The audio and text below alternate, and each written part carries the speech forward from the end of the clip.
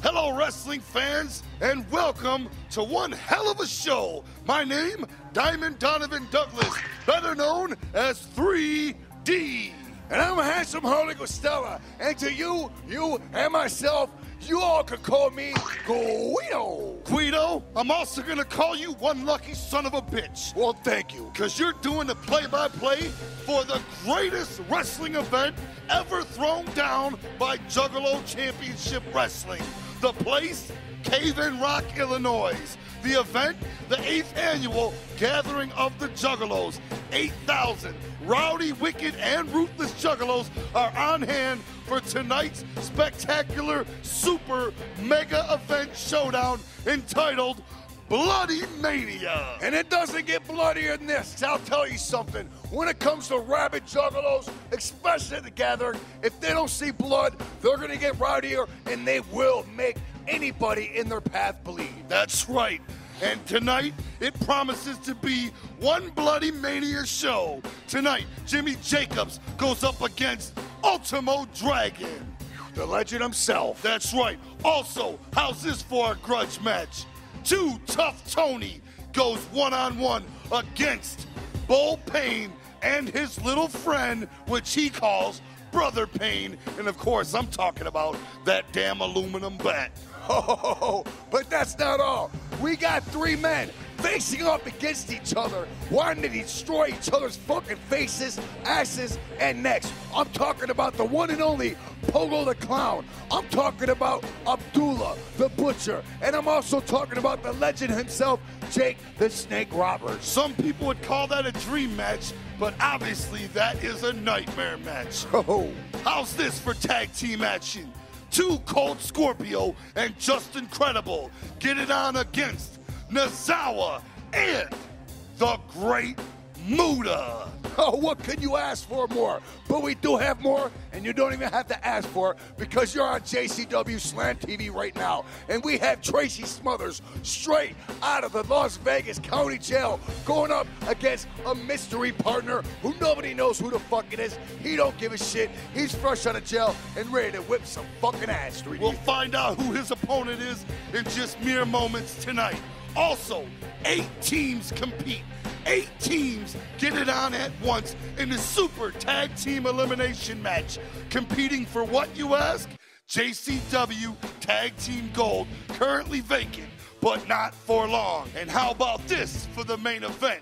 JCW World Champion Corporal Robinson goes one-on-one against Razor Scott Hall. Oh, let me tell you something, 3D. Corp has nothing to lose in this match besides the one most important thing in JCW, which is that coveted gold that he wears around his waist. Wow, let's see if he can hang on against competition like Scott Hall. And how about this for the special attraction main event? Woo-hoo. Making their return to the ring, ICP and their special partner, Samu, as they get it on with Holy Trent Acid and the Young Altar Boys. Hey, you might call him Holy Trent Acid. I call him Holy Trent Asshole. Some people call him a pedophile. Let's keep that behind closed doors and get down to the ring and wrestle. Oh shit, 3D, here we go. Fucking Bloodymania at its best. 2007 Gathering of the Juggalos, and the 8,000 Juggalos in attendance are ready. Ladies and gentlemen, Juggalos and Juggalettes, this is Bloodymania. Oh, is it ever?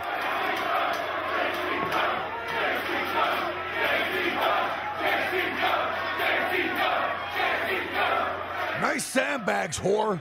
The Juggalos are pumped and on fire. It's midnight, the witching hour. Time to kick things off JCW style.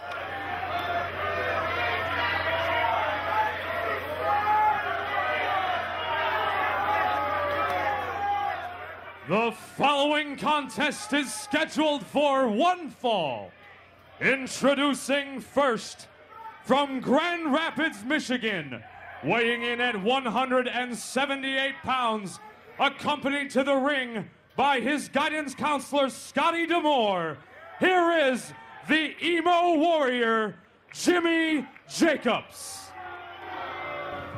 Finally, JCW is going to get some morals. Because a soul as lost as any soul, a man who needs guidance, Jimmy Jacob, was sitting there brooding until he retained my services. My services not as a manager, not as an agent, but as a guidance counselor. And much like I'm gonna turn this depressed, lost individual into a tower of strength, I am gonna relieve all the juggalos out there of their vices. I am the emo warrior, Jimmy Jacobs. And at Bloodymania, Ultimo Dragon, don't take it personally. I don't like you, but I don't like a lot of people, because you don't try to understand me. See, in a business of thugs and tough guys, I'm not afraid to show my emotion. I'm not afraid to wear the heart on my sleeve. And I'm not afraid to cry. So Ultimo Dragon, tonight, that emotion will manifest itself in violence. That doesn't make me a bad person, Scott, does it? Not at all, Jimmy. You get yourself ready. And Ultimo Dragon, you must be Baka if you want to step into the ring with this focused individual, because tonight, while every one of these sick juggalos watch, you, my friend, are going to learn a tough lesson. Yes, yes, yes! And his opponent, hailing from Nagawa, Japan, weighing in at 182 pounds, here is Ultimo Dragon. Definitely a Juggalo favorite, 3D. A worldwide favorite, Greedo. A man known in all 7 seas, a man known in all 165 countries spanning the globe. Ultimo Dragon. Now right there is a specimen of a wrestler. Right there is a specimen of a warrior. Right there is a specimen of a man that will stick his shoe straight up your fucking ass so he can floss your teeth with his fucking toenails. And I'll tell you something else. In all the territories this man has competed in all the rings this man has graced his presence with, he has never seen anything like JCW or the Juggalos. I promise you that. Well, this is unfamiliar territory for this man. Well, good thing he's fighting an emo guy, not an evil guy. That's right. And you can tell right now that the Juggalos sometimes don't care who the good guy or the bad guy is, as the shit is wailing toward Ultimo Dragon as well. We gotta understand, this was around the midnight hours, which means all the Juggalos were drunk as fuck in attendance. Abso-fucking-lutely, including half the wrestlers on the show tonight. Looks like this match is about to kick underway. There goes the bell. I think we're gonna see a brawl right here. I think we're gonna see an ass kicking. One thing I like about Ultimo Dragon is his outfits. They're always sparkly, sequency, shiny freshness. Also, I think you like the other man's nipple piercings. No. In fact, what I do like about the other man is his fresh piece of hair that's draped over his left gay eye. Well, that's because it's crooked. It's crooked like Robert Gibson. He covers it up so you can't see it. Exactly. The emo warrior, Jimmy Jacobs and Ultimo Dragon attempting a lockup. However, the intensity in the air is too much. Once again, Jacobs with an armbar. There's not a chance that Jacob had the chance against Ultimo Dragon, because Ultimo Dragon is a veteran in this ring. Absolutely. But Jacobs does have a very good chance because of the outside factor, his guidance counselor, Scott D'Amore, ringside, as you see him in the background. Yes, a very, very evil individual, if I don't say so myself. But look, still, nonetheless, Ultimo Dragon sending Jimmy Jacobs flying across the ring, confused, back to his guidance counselor, if you will. Call him an emo warrior, call him a depressed soul, call him a fruity, flaming, fruity-ass, feminine, hermaphrodite. I'll just call him Elmo. Either way, you got to give Jimmy Jacobs credit. He's a Ring of Honor star. He's a very accomplished independent wrestling superstar. But look at Ultimo Dragon. Ultimo Dragon definitely showing the ring experience here, the veteranism, the ring experience, and you can see the leg lock going on right there, right now. You can't just perfect that in one day. That takes many, many years to perfect, especially against when you're going against somebody like Jimmy Jacobs. Jimmy Jacobs now got kicked in the ass. Gently patted in the ass, it looked like. Yes, the bottom of the soles of Ultimo Dragon's shoes are very soft, so... Ultimo Dragon once held 9 titles at once. Undisputed, 3D, undisputed. And then went on to lose all 9 titles undisputedly. That's right. As now he doesn't hold any titles. Well, he holds 1 title. Sweet dressed uniforms. He has 1 title, and that's the title to my fucking heart. Yeah. The Emo Warrior now attempting, flying leg scissors from Ultimo Dragon. Under the, right there, super stiff kicks. Wow. Ultimo Dragon does not play. He uses those fucking feet like dragon tails. He whips you, he fucks you up, especially if your name is Jimmy Jacobs. Look at Ultimo. Oh, there's the outside factor. Scotty D'Amore, not only guidance, counseling, but also interfering in the match, giving the Emo Warrior a chance to deliver those gingerly soft punches and then kiss Dragon on the forehead. Let me go and call it like it's called. He's a fucking cheater. A cheater. Bottom line. Absolutely. This is a Bloodymania's first match, the kickoff event, and we're seeing quite a genuine contest between 2 superior athletes. I've noticed Jimmy Jacobs not only has the nipple rings, but, nice drop kick to the back of the head, but he also has a very feminine choker on. He does have a choker on and a cock ring, I'm told. Underneath his spandex panties. Now, Jimmy Jacobs with a nice tight headlock on Ultimo Dragon as Ultimo regains his wind. But Ultimo, being the veteran he is, will find a way to get out of this, and he will find a way to fuck Jimmy Jacobs up. Perhaps without Scotty D'Amore out there, the match would already be over. Dragon now back on his feet, off the ropes. Sweet somersault, flying leg clothesline which misses, and Jimmy Jacobs back in control. That's right, and you'll notice another fucking wrestler with a pussy on the front of his underwears. Absolutely. Jimmy Jacobs wears a nice hole right where his netting would be on his trunks. That's right. If you peel back the Velcro, you will find a pussy. 2 count now. Not quite enough to put Ultimo down. You can't just put Ultimo down all easy like that. Ultimo Dragon does not go out like a bitch. He'll take a beating, he'll take a force to be reckoned with, and he will come back, and he will be victorious. Ultimo Dragon, known, as I said earlier, all across the globe, but especially successful in areas of high-flying tactics such as Mexico, where he has held numerous titles and competed with the greatest wrestlers of aerial techniques. That man has been overwhelmingly successful in the Lucha Federations, CMLL, AAA, and the list goes on and on, Guido. Well, let me tell you something, 3D. You know I'm a man of many of knowledges, and I'll have you know, Ultimo Dragon has broken his neck, put him out of wrestling for many years, but he is back for his first appearance here in JCW. Right now, flying dropkick knocks the Emo Fruity fly out of the sky. And it knocked the hair out of his eye. Wow. Dragon now getting pumped up. The Juggalos firmly behind Dragon.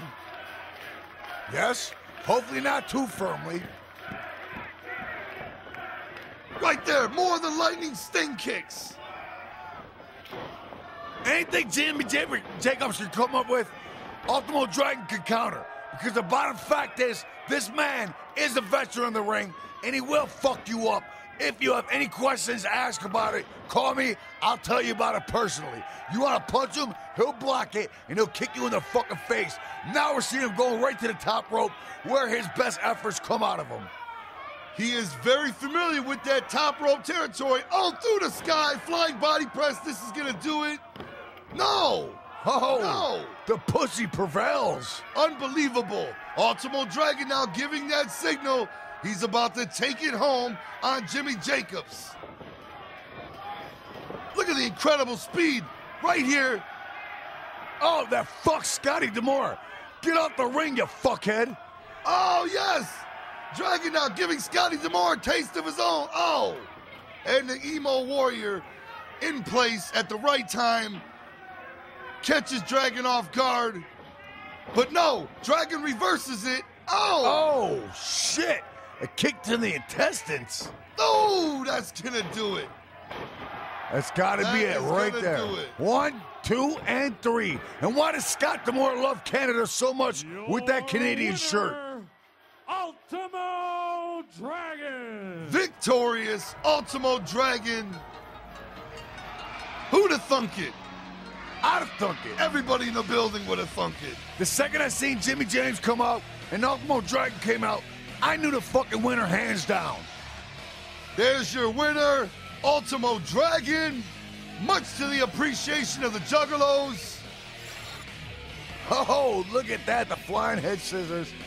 The kicks, lightning style kicks.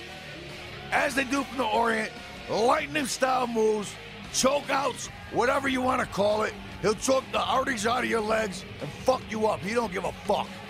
Ultimo Dragon, lightning fast. Unpredictability, the reason why he is such a top challenging competitor. And one day, perhaps he'll hold one of those 12 belts again. And there he is, a true champion in his own mind, 3D. Let's keep the ball rolling and get into what we refer to as the Nightmare Match. Oh, shit. Jake the Snake Roberts, Pogo the Clown, and Abdullah the Butcher. Your following contest is scheduled for one fall and is a three-way match. Introducing first, from Chicago, Illinois, weighing in at 420 pounds, this is Pogo. These motherfuckers got me in a fucking three-way match tonight. Let me tell you something. Abdullah, the motherfucking Butcher. Let me tell you something, old man. You try to fucking fork me with that motherfucking fork, motherfucker. I'm gonna fucking kick your motherfucking dentures down your fucking throat, boy. You understand me? Jake the fucking Snake.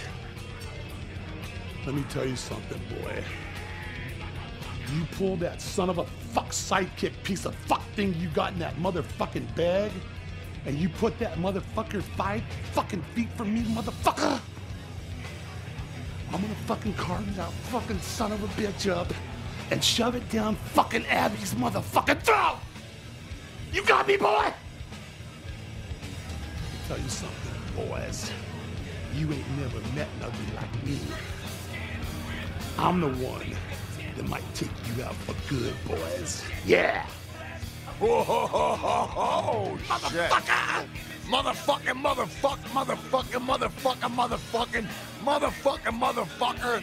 fucking fuck. Pogo the motherfucking Clown is here. Fuck the fuck yeah, he motherfucking fucking is, motherfucker. Jeez, oh fuck. How'd you like to wake up with him next to you in bed? Hold on to your motherfucking pants!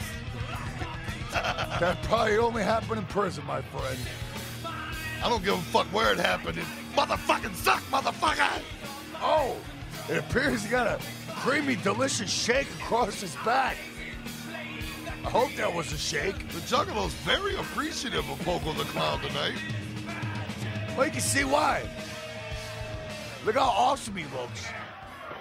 Come here, motherfucker! Bend over! Turn around, motherfucker! Come here, you fucking ref. I'm gonna fucking grab your Wait a fucking minute. head. I recognize that fucking ref. He's that fucking Vulcan from fucking the Starship Enterprise. Look again, Guido. It's C.J. O'Doyle. Holy shit. Whoa. And his opponent, hailing from Sudan, weighing in at 400 pounds, accompanied to the ring by his manager, Honest John Cheatham, here is Abdullah the Butcher. It's Abdullah the Butcher, the craziest and the wildest man that JCW has ever seen in the world. And we're gonna do it tonight.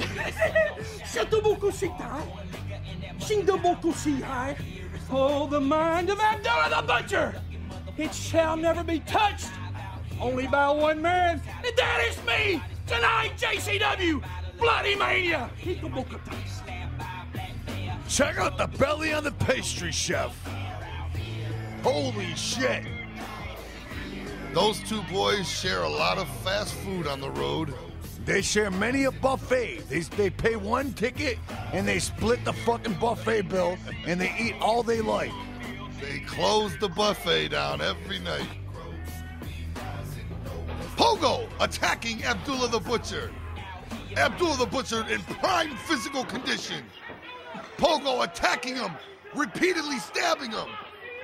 Right there, you're looking at Pogo the Clown and Abdullah the Butcher, two fabulous athletes. Well, you heard Pogo saying he's not taking that bullshit by Abdullah with that fucking fork, and he meant it. And that water bottle meant it bouncing out the forehead of Abdullah the Butcher. Abdullah now trying to get into the ring, giving everything he's got to fit between those ropes, but Pogo not having it. Hailing from Stone Mountain, Georgia, weighing in at 260 pounds, here is Jake the Snake Roberts. And Guido, if you want to talk about athletes, take a look at one right now. Oh shit, the only snake he came out with was the one in his pants. There he is. There is a true athletic specimen. That's right, Mr. Big if I've ever seen him in my life. Look at him.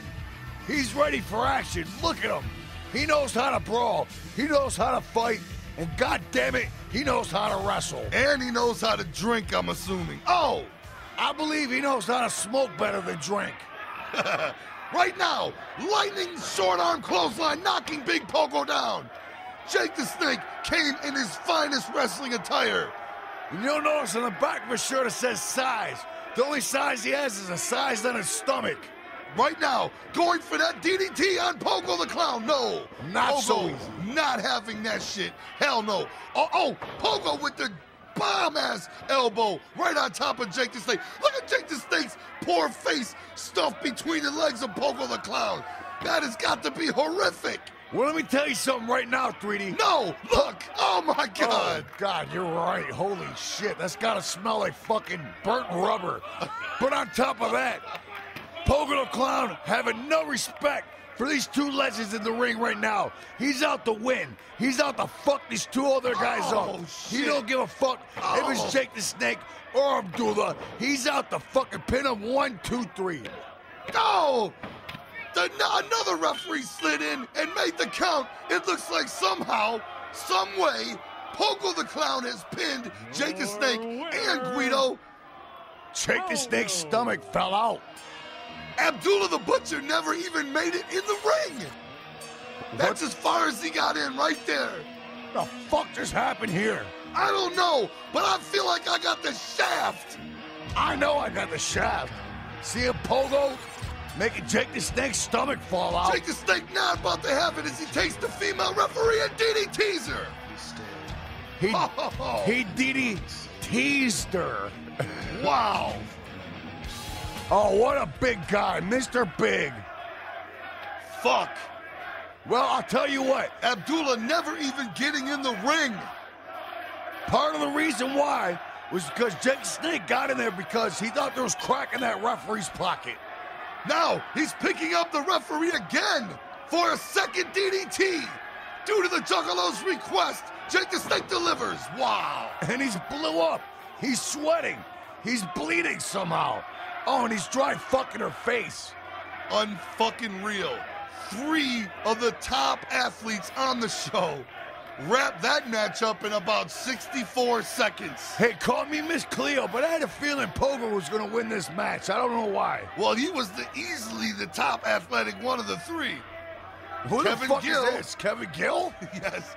Coming down to the ring to help the female referee, whose top of her head has to resemble Frankenstein's now, completely flattened after dual DDTs from Jake the Snake Roberts and a dick in the mouth to finish things off. That's right. He DDT'd her to flatten the forehead out so he could dry fucking properly. And look what fell out of Jake's pocket, a crushed beer can.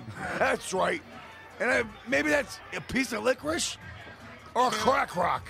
You tell me. I can't fucking believe it. That, my friends, was a scam. But it happened and you saw it. The winner, Pogo the Clown. Well, there's a reason right there why women should be referees against dangerous men like Jake the Snake in the Pants. That was incredible.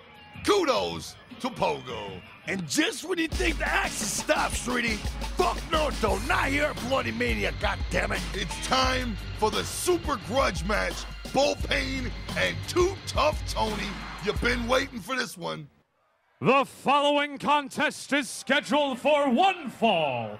Introducing first, hailing from Milwaukee, Wisconsin, weighing in at 280 pounds, here is Bull Pain. Can you fucking believe it? Tonight's the night. Tony, Too Tough Tony, Too Tough Tony. The clock is ticking, motherfucker. It's time for Bull Pain and Brother Pain to end your stinking career. When this bat breaks your skull, I'm gonna laugh and kick your teeth right down your throat, boy. Because tonight, I'm sick and tired of looking at your fucking face. Tonight is gonna be blood, it's gonna be carnage, and best of all, it's gonna be a lot of motherfucking pain. Oh. And his opponent, weighing in at 42 liters of Bacardi, he is the Louisville drunken juggalo homie, Too Tough Tony. Bull Pain, I've been drinking all day, brother. And we're at Bloodymania right now. You see my Bacardi? This thing's already half gone and I just opened it. Like I'm gonna open you, Bull Pain. It's time, Bull Pain. The repercussion, brother. You're gonna get the fucking flaming fist to your motherfucking eye. Look right behind me. Look at all these juggalos. It's me and the juggalos against you, Bull Pain. And we're coming out victorious. I got to drink another drink. Tony's ready. Hey, but are you ready for Bull Pain to be your cellmate? I have a hard time watching Bull Pain because he strikes the fear right into me, Guido. I can't front. Well, at least Too Tough Tony has a bat with him this time. A bat covered in thumbtacks at that. Well, Bull Pain's not worried about the thumbtacks. He's worried about Brother Pain. That's it. And he's got Brother Pain with him, extra shined up and extra solid tonight. Look at Tony with the Lehman Bacardi, pouring it into the faces of the Juggalos. Tony is on fire tonight, surrounded by his people, the Juggalo family, with Boondocks music, taking a hit of the Monster Bong. It's a good time here at Bloodymania. Well, I'll tell you what, dude, it's a fair trade-off. A hit of weed for a nice strong drink of liquor to a minor. That's right. Fair trade-off. And liquor for minors and hits of weed is all fun and games at the gathering of the Juggalos. That's right. Fuck your face. Tony now, some might call it his intro, but when he's standing facing a man like Bull Pain, I would say it's more like stalling, Guido. Yep. So I definitely would be stalling my fucking ass up because I can't front. I would be pooping my fucking pants, knowing this the fact I would be stepping into the ring with Bull Pain and Brother Pain. Because holy fuck, this prisoner does not take prisoners. Nobody really knows for sure why Bull Pain showed up in JCW. I mean, why he has the vendetta against Tony, but that is the reason he showed up, to take out Too Tough Tony, and tonight, he finally gets his chance to do so. Ever since he showed up in Philadelphia and attacked Too Tough Tony, he's been on Tony's trail ever since. And tonight, finally, the two meet. here at Bloodymania? Well, the answer's simple. Bullpen's from Wisconsin. Two Tough Tony's from Louisville. What else you need to know? A whole lot. Yeah, I guess they left a lot of gaps, but we'll see what transpires here. And we actually do have Kevin Gill as the official. And now Tony attacked from the back. Oh, Pearl Harbor. that's gotta hurt. And Bullpen right out of the ring after him. Of course, he's gonna wrap that chain on his ass around his neck and choke him with it. Things are underway. Bullpen and Two Tough Tony. The match is finally kicked off here at Bloodymania. What a battle this promises to be. Let me tell you something. Whoa, suplex. Oh, on that stage piece, too. There's no give to it whatsoever. Those Bullpen punches, them things are not feeble. They're what we call in the industry, they're called potatoes, which Tony is used to giving out, but not used to giving. No, both these men are known for solid, stiff potatoes. That's what makes this such a hardcore brawl. Both these men are known to leave their opponents bruised up and moused up in the face area after their matches. Hey, I'll be dead honest. If they had the same ring attire on, they could look like brothers. Perhaps from the prison Aryan Brotherhood, but that's about it. Brothers, lovers, whatever. Now, Tony back on his feet, catches Bullpen ascending to the second rope. Solid potatoes to the chin of Bullpen. Tony now ascending the rope, and watch out for Tony's aerial tactics. That's as right. they've been known to stun and amaze. Such as this right here, Hurricane Tony, called the Tony Corona. That's right, the Tony Corona. He might be a big man, but very agile on top of that top rope. And look at him. He makes Bullpen slide across the ring like a slithered fuck. Excellently executed Tony Corona, and now Tony has got the thumbtack back. Oh, it looks like it might be iced out, but no, that's not ice, that's thumbtacks. Ooh, kick to the pussy. And now he's got the back. Bullpen, oh shit. That, Tony forgot his pussy guard that night. Oh, fuck. Bullpen enjoying the punishment, enjoying the punishment he's putting out onto Two Tough Tony. Two Tough Tony's oh, and look, he just sat on his face and shit. Amazing. Look at the forehead of Tony, holy fuck. 250 thumbtacks embedded into the head of Two Tough Tony as the match continues. And one silent prisoner's asshole. Holy fuck, I know how to call this match, 3D, because right now, I see nothing but pain. Bullpen causing pain on the drunken juggalo, Two Tough Tony. Wow, Tony now completely covered in thumbtacks, with nothing but thumbtacks on his mind, and now Brother Payne delivered to the spine of Two Tough Tony. You want to talk about doing a number to somebody's back? Yeah, those tacks will stick in your head. They'll come out. Brother Payne hits you in the fucking spine? No. You're not gonna get fixed until you see a fucking doctor and get your spine corrected and put back into alignment. No blade necessary, as you've got a shit gang load of thumbtacks with plenty of juice. Tony, right there. Tony looks like he's got a metal mohawk. Absolutely, Guido. And Brother Payne applying the frosting on the cake. Wow. There's the reason Bullpen is so fucking dangerous. That's the reason why Bullpen always gets tear gassed when he's on solitary in prison. Bullpen used to run with a motorcycle gang until he beat them all down. Oh! Oh, just when Tony made a comeback, Brother Payne stopped there, right? What is this shit? Get away from your dick, you fucking weirdo. Tony now crawling on the mat, and Brother Payne and Bullpen together double teaming. Oh, a dick piece. Oh my God, how do you come back from an aluminum bat to the dick piece? How do you come back from that, 3D? Easily. If Tony was smart, he had his nuts tucked into his anus. I don't think he's seen that coming. So I think he forgot to tuck his nuts into his asshole. And now Brother Payne lifting the enormous Tony up into some sort of, dropping him on the knee. Now, if you'll notice, not too many wrestling moves performed in this match. A lot of street brawling, a lot of baseball bat hitting, but not a lot of wrestling moves. Hell no. This is two street thugs thugging it out, fighting. This don't even resemble a wrestling match. Oh! Now taxed to the balls. He has him in his head, and now perhaps Tony's balls look like his fucking head does. This don't even look like a wrestling match. This is a tough man brawl. That's right.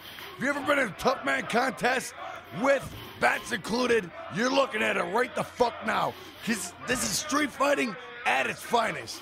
If you've ever hung out at a biker bar around closing time, this is what you're liable to see in the parking lot. The two toughest thugs in the bar dueling it out over the fat chick. But Tony coming back in a big way. And he's hitting the fucking face of Bullpen on that metal JCW table. And let me tell you something. That fucking table is not soft. It's not made out of rubber. It's made out of fucking metal. And neither is this chair. Oh, you heard it right there. And Tony was pissed because he hit him backwards with it. It sounded like a crack of thunder right there. Heard all throughout the grounds at the gathering of the Juggalos was that chair shot ricocheting off the head of Bullpen. And here comes another one. Oh, one for your mother. Oh, I'm sideways too. You're supposed to hit him forward with it. He hit him sideways with it. That was heard all through the campgrounds at the gathering as Bullpen and Too Tough Tony battle it out over whatever their feud is about.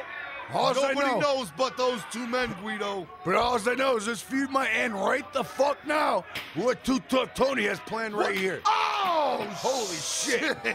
Kiss her good vertebrae goodbye, Bullpen. Kiss them fucking goodbye. Perhaps that's where Bullpen got his Darth Vader voice. Right there. A chair to the fucking larynx. Nope. I think that might be from the dicks from jail. But that's just purely speculation on my part. Absolutely. Go ahead and give him your speculation. Let him know your speculation next time you see him. Nope, I sure won't. Oh, more chair play. The back of Too Tough Tony has been shattered. The spine has been broken into multiple pieces. The shoulder blades broken into chicken wings. That goes to show you what a tough man this Bullpen man is. You see him get his whole headpiece knocked out by a chair, not once, not twice, but 3 times. And he turns right back around with the chair assault of his own against Too Tough Tony's face. Not to mention his spandex are extra fucking tight. That's so he can see his dick. Those are the same spandex he wore when he was 22 years old, just breaking into the business. That's right. That's why he can see his balls from the back. Look at Tony still wearing the iron mohawk. Oh! Drives Bullpen into the steel stairs. And look, referee Kevin Gill can do little to nothing about it. He can't control these two men that are giving everything they have. This match is fueled by hate. This match is fueled by war between these two. And let me tell you something, 3D. For the first time in this match, this is the first time I've seen pain on Bullpen's face. So thus far, you've not seen any. Oh shit! That fucking fan is nuts. He's gonna get prison raped if he keeps fucking around like that. But now you see the actual pain on Bullpen. Oh, see? There with the ball shot. A headbutt to the face now from Bullpen. I'm surprised he didn't headbutt him in the balls. Oh, shit. Bullpen with Pondo's house throws it into the crowd. And he's sick of these motherfuckers in the crowd hitting him with shit. So he threw something back. He was like, fuck it. Both men a crimson mask. Rolling back into the ring. Referee Kevin Gill confused of how to stop the Battle of the Goliaths. There is no stopping this. The only thing that can stop this battle of these two Goliaths is a 1, 2, 3 count, 3D. Those throat chops from Bullpen will collapse your lungs. Those throat chops, whoa, a reversal now, whoa! And Tony with some firing throat chops of his own, known to crush your larynx. And into the corner goes Bullpen. And here comes Tony. Oh, nobody home. Nope, sure wasn't. Bullpen was out of his cell. He was bulldog. He was out collecting his commissary. Both men now barely able to stand. This has been everything we thought it would be, Guido. Well, let me tell you something. Every time I think Tony's getting ahead, Bullpen cuts him off and comes back with either prison tactics or just straight up bulldog, ruthless dog tactics. Both men struggling to get to their feet. Tony into the ropes, underneath the clothesline, and Tony with one of his own. Oh, and I seen the sweat fly up a Bullpen's fucking mustache on that one. Wow, Tony now back outside of the ring, looking for more items of war, looking for more items to do battle with. I'll tell you what. What's that? A barbed wire table. Oh, yes, It is a barbed wire table. Picture going through that, 3D. Asshole first. There goes Brother Payne, though, right back in Bullpen's hands. Brother Payne has an answer for that barbed wire table, and Tony's setting it up. Oh, and there's Brother Payne. And he's choking him with it again. Why don't you just take a baseball swing and knock him out for real? Perhaps he wants to entertain us. Bullpen now choking the shit out of Tony, and Tony with the sit-down neck breaker. That couldn't have felt good. That must have pushed the tax even further into his head. But now Tony has Brother Payne and smacks it right across the head of Bullpen. And the sheer weight of Bullpen almost breaks that table by itself. And look at Tony. I smell a corkscrew, 3D. No, not from the top rope to the floor. A corkscrew from Too Tough Tony is on its way. Juggalos are going crazy. And perfectly executed. Wow. Through the barbed wire. Wow. Through the table, through Bullpen. Holy shit. Perhaps he'll get paroled off this one. He'll have to go to the infirmary, and he'll get out of jail perhaps somehow. I have never seen anything like that in my life. I have just now. That was incredible. Tony has to have cracked a couple ribs on that one. And Bullpen as well. Wow. Bullpen still tangled in the razor wire. Tony don't give a fuck. He pulls it off. He's gonna push him back in the ring and say, let's get this shit on. It's time to end this and your bitch ass. Let's get this done. 1, 2, 3. Tony now crawling into the ring, going for a pin. This could be it. 1, 2, 3. No, not with a monster like Bullpen. Not even after a top rope corkscrew through a barbed wire table. The fucking fortitude. Oh, he's calling for the meteorite. He's signaling for the fucking meteorite. Holy shit. It might be coming. If he hits Bullpen with this meteorite, game is officially over, 3D. Officially over. Bullpen is one of the toughest son of a bitches on the planet. Holy shit. Wow. Perfectly 1, landed. 2, and 3. And Tony got it just at the 3 count. Bullpen kicked out, though. Wow.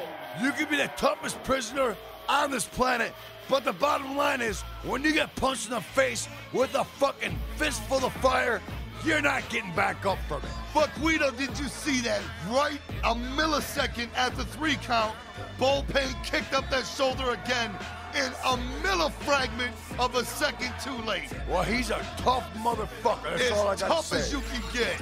Holy wow. shit. That was utterly as close as possible. That right there, my friend, 3D, is what you call JCW at its finest. The hardcores of the hardcores. That was a stellar 10-plus match, if I've ever seen one. That lived up to the hype all year long. Even the Juggalos in the front row get involved in this shit. With amazing brutality from both men. Wow. And the meteorite to finish it off. Bam. And watch the count. Just that 3 kicks out. Ah, that was easy at 4. Wow. Let's see if he feeds the miner some more. I don't know. He might be a little too fucking wore out. Yeah, he needs to feed himself some IV in the back. That's right. He needs to feel his own pain. With that tough liquor bottle. Too Tough Tony, victorious at Bloodymania. Guido? Yes, my friend. It's time for Tag Team Tandemanium. It's not just Tandemanium, it's Pandemonium. Tag Team Tandemonium. The following tag team matchup is scheduled for one fall with a 20-minute time limit. Introducing first, hailing from Ozone, New York, weighing in at a combined weight of 495 pounds, here is the team of Too Cold Scorpio and Just Incredible. You have 10,000 of the craziest juggalos here to watch. Not only myself, but the man Too Cold Scorpio beat the Japanese legend, the great Muta, and his partner Nosawa. Scorp, tell him what's up. Man, they just don't know. Just incredible. Baby, we ain't seen you in a blue moon. But you know the deal. We've been to the land of the rising sun. We see the sun come up and the sun go down. Muta and Nosawa, they ain't no different. Here in the land of America, baby. Juggalo land, baby. Check it out. It's going down tonight, baby. We're gonna take you from corner to corner, from post to post. Just then, baby, when we take you down for the 1, the 2, the 3, you can go back and tell everybody over there in the land of the rising sun and all Japan, who gave you the greatest butt kicking, ass whooping. Oh, from America, baby. Too Cold and Just Incredible. Serious words by Flash Funk. Yes. Just Incredible and fucking Too Cold Scorpio making their way down in the ring, ready to do battle with Nosawa and the Great Muta. Do not underestimate Too Cold Scorpio. He might be a large man, but very, very aerial. And unbelievably aerial, unbelievably athletic for a man of his size and strength. Not to mention, Just Incredible, another aerial maniac. Just Incredible, he's an asshole. Well, he has a kendo stick. He's just an asshole. Oh, and he's got a beer belly that appears. Just a fucking asshole. Just a beer belly.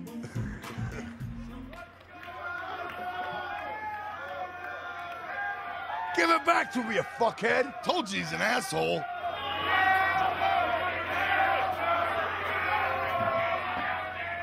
Nice try, asshole. You missed by a fucking mile. Shouldn't have said that, you fuck. Especially with that nice, big, fat, bald head you got. What? What?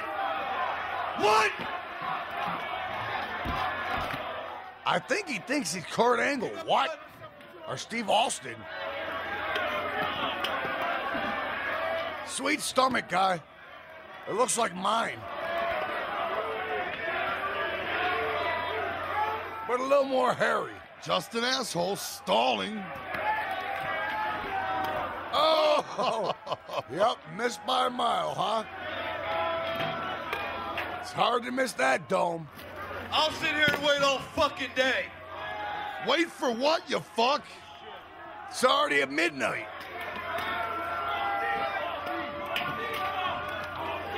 Tonight, I'm gonna show all you pieces of shit juggalos why Too Cold Scorpio and I are not just the coolest.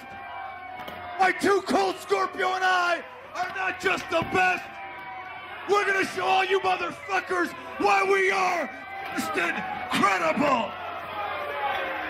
Whatever. Enjoy the water bottles to your face, back, and chest, and face and neck, you fuckface. Look at Just Incredible's like, why'd that fucking asshole say all that shit? I got this sweet-ass outfit on. And their opponents, hailing from the deep orient of Japan. Even Jake caught one. 462 pounds. Here is the team of the Great Muta and Nosawa. Hungry. Hungry. Hungry. I'm hungry.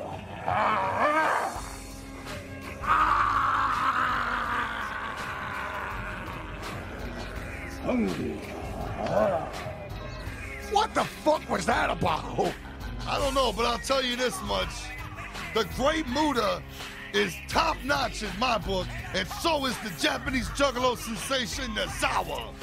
Nosawa is chapter 2 of my book. The Great Muta is definitely chapter 1 and the cover.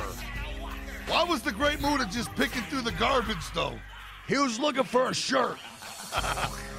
Now the Muta, Great Muta, and Nosawa, they got reason to beef with Just Incredible. Ever since Just Incredible came through the crowd and attacked Nosawa in Worcester, Mass. For no reason whatsoever besides being a fucking asshole that he is. That's right. But then Nosawa got some revenge of his own when he attacked Just Incredible and hit him with the mist in Pennsylvania. Well, let me tell you something. Pittsburgh. This right here, my friend, is not going to be a whole lot of wrestling. This is going to be more of a grudge match, my friend. That's right, because Just Incredible went and found himself a partner in Too Cold Scorpio. And you know what? Nosawa went and got himself a partner in the motherfucking Great Muta. The Great Muta, a legend. Too Cold Scorpio, a legend in his own mind. That's right.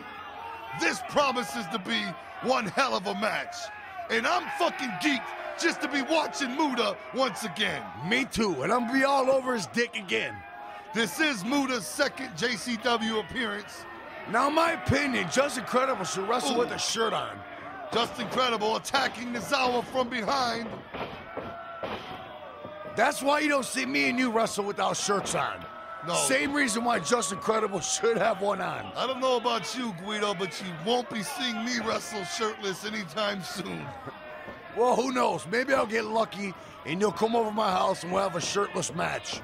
You won't get lucky, I can tell you that. Oh! And I hear the fucking knuckles smack out the forehead of Nosawa on that one. Nosawa and Just Incredible, these are the two with the problems. These are the two men at war with each other. These are the two that have a vendetta against one another and are the two reasons this match is happening. But you gotta look out for these lightning fast kicks of Nosawa and Muta because they appear slow at first, yeah.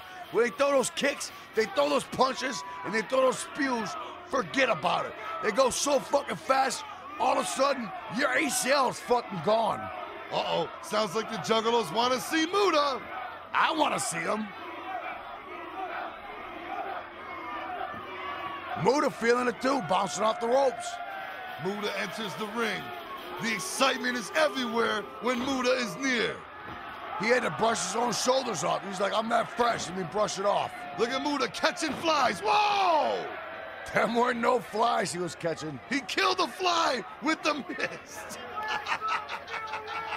That was kick-ass. That was the shit. Those flies shouldn't be fucking around anyways. That's right.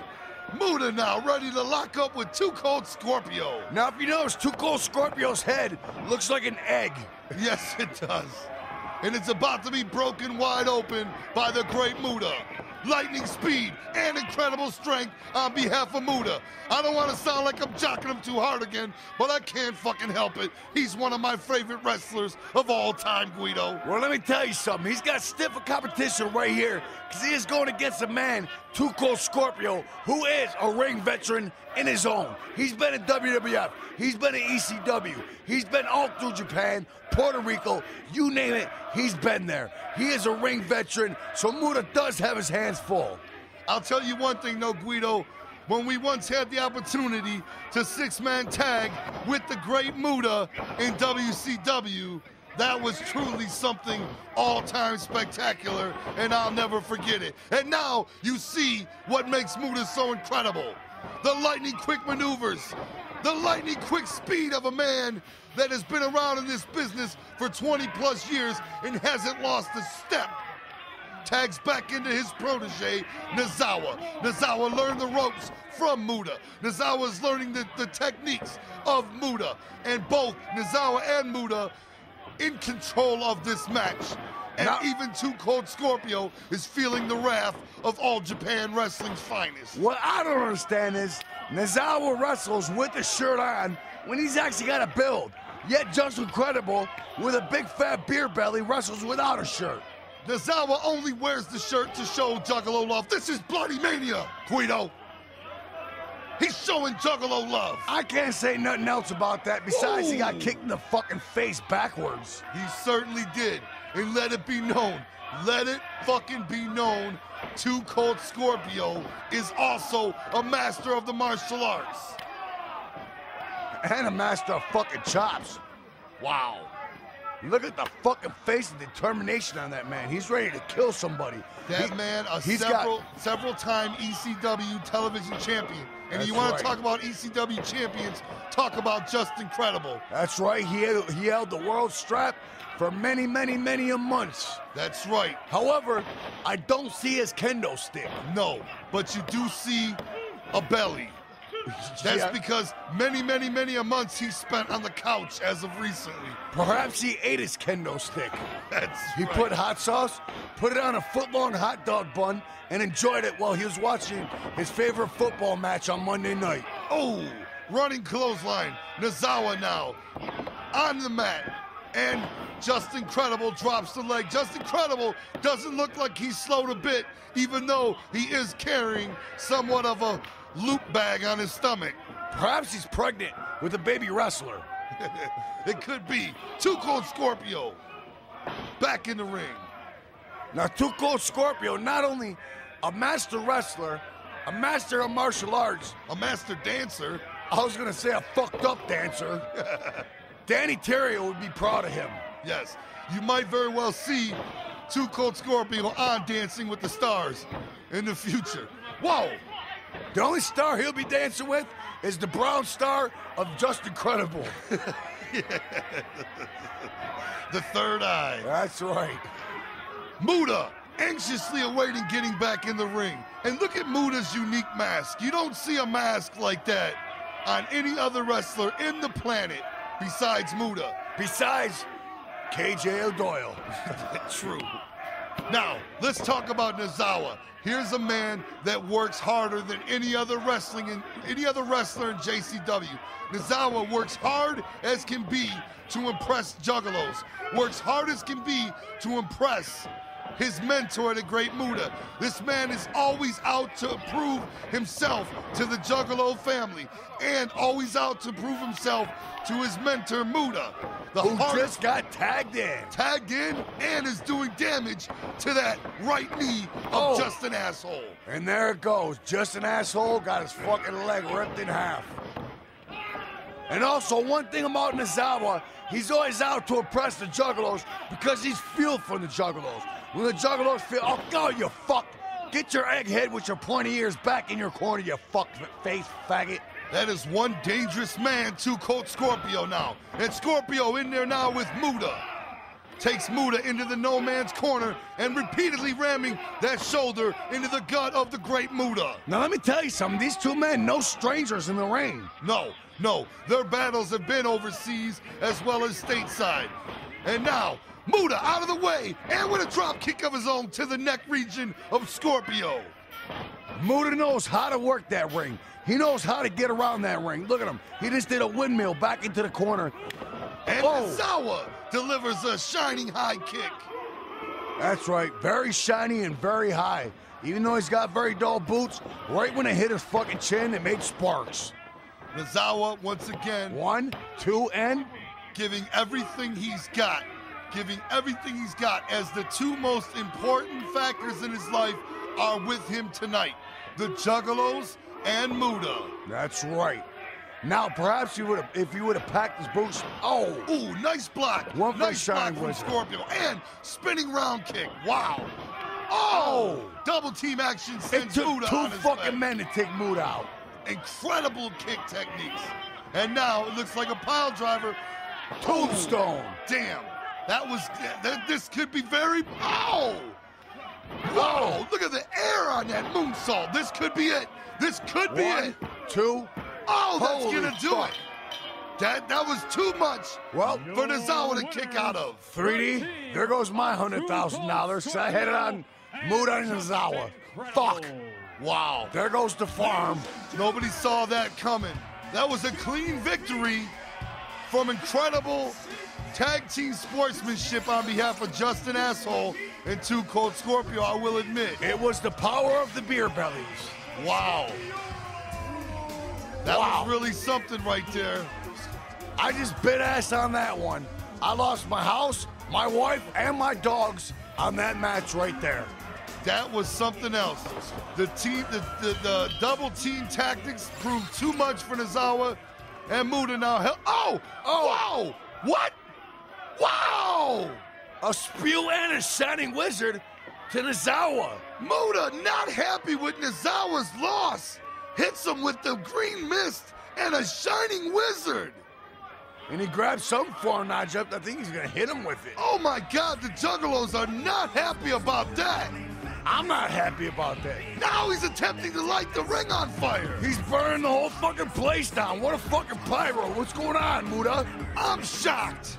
Guido. I'm at loss for fucking words. I don't know what to say. Muta is not happy. Wow. Is that Muta's face or is that a mask?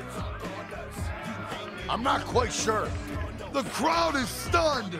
They're chanting family for Nosawa to show they still have love for Nosawa despite the loss. But does Muta still have love despite the loss? We don't know. He had two fat beer bellies crushing him at one time. Actually, what can you do? We do know, I guess not. He delivered the green mist and then a shining wizard to his own protege. Good thing he didn't do a shining meat lizard. Incredible. Oh, not just incredible. There's more to that story to unfold in the future. Oh, there sure is. But right now, Southern Tracy Smothers has a man that he wants to smother himself right here. Your following contest is scheduled for one fall.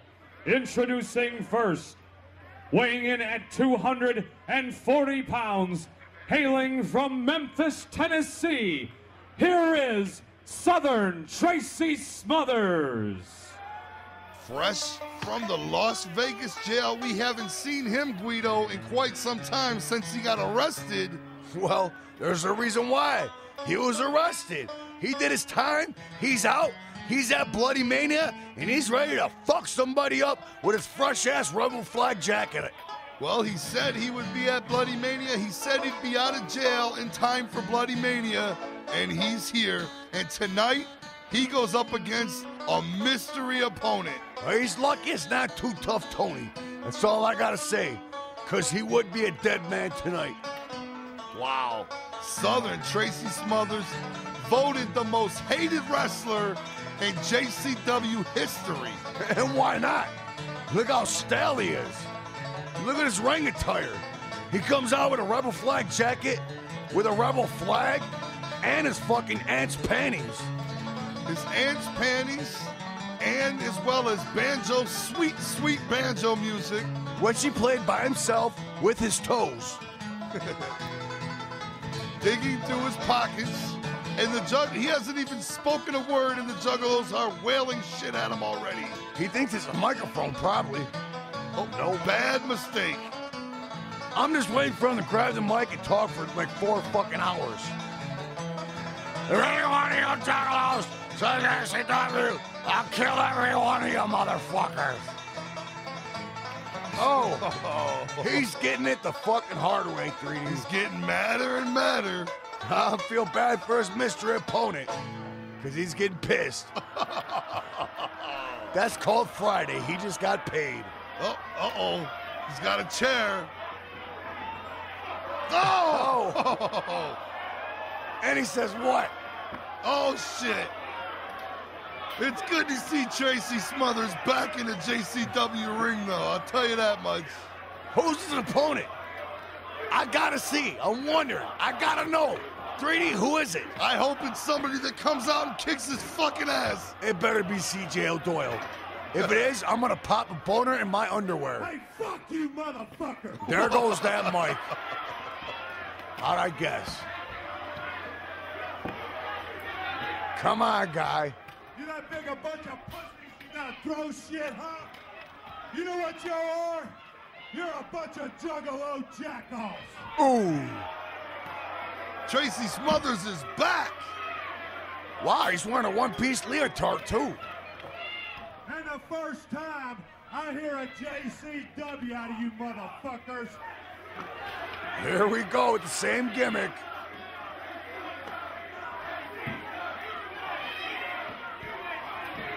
Oh, stick. Oh! Duck Juggalos, he means business.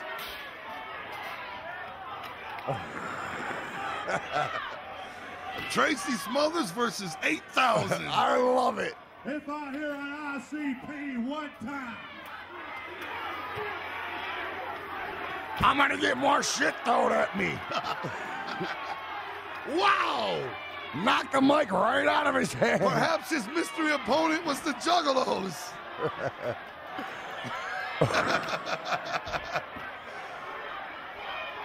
3D, I've never seen it this bad before, ever.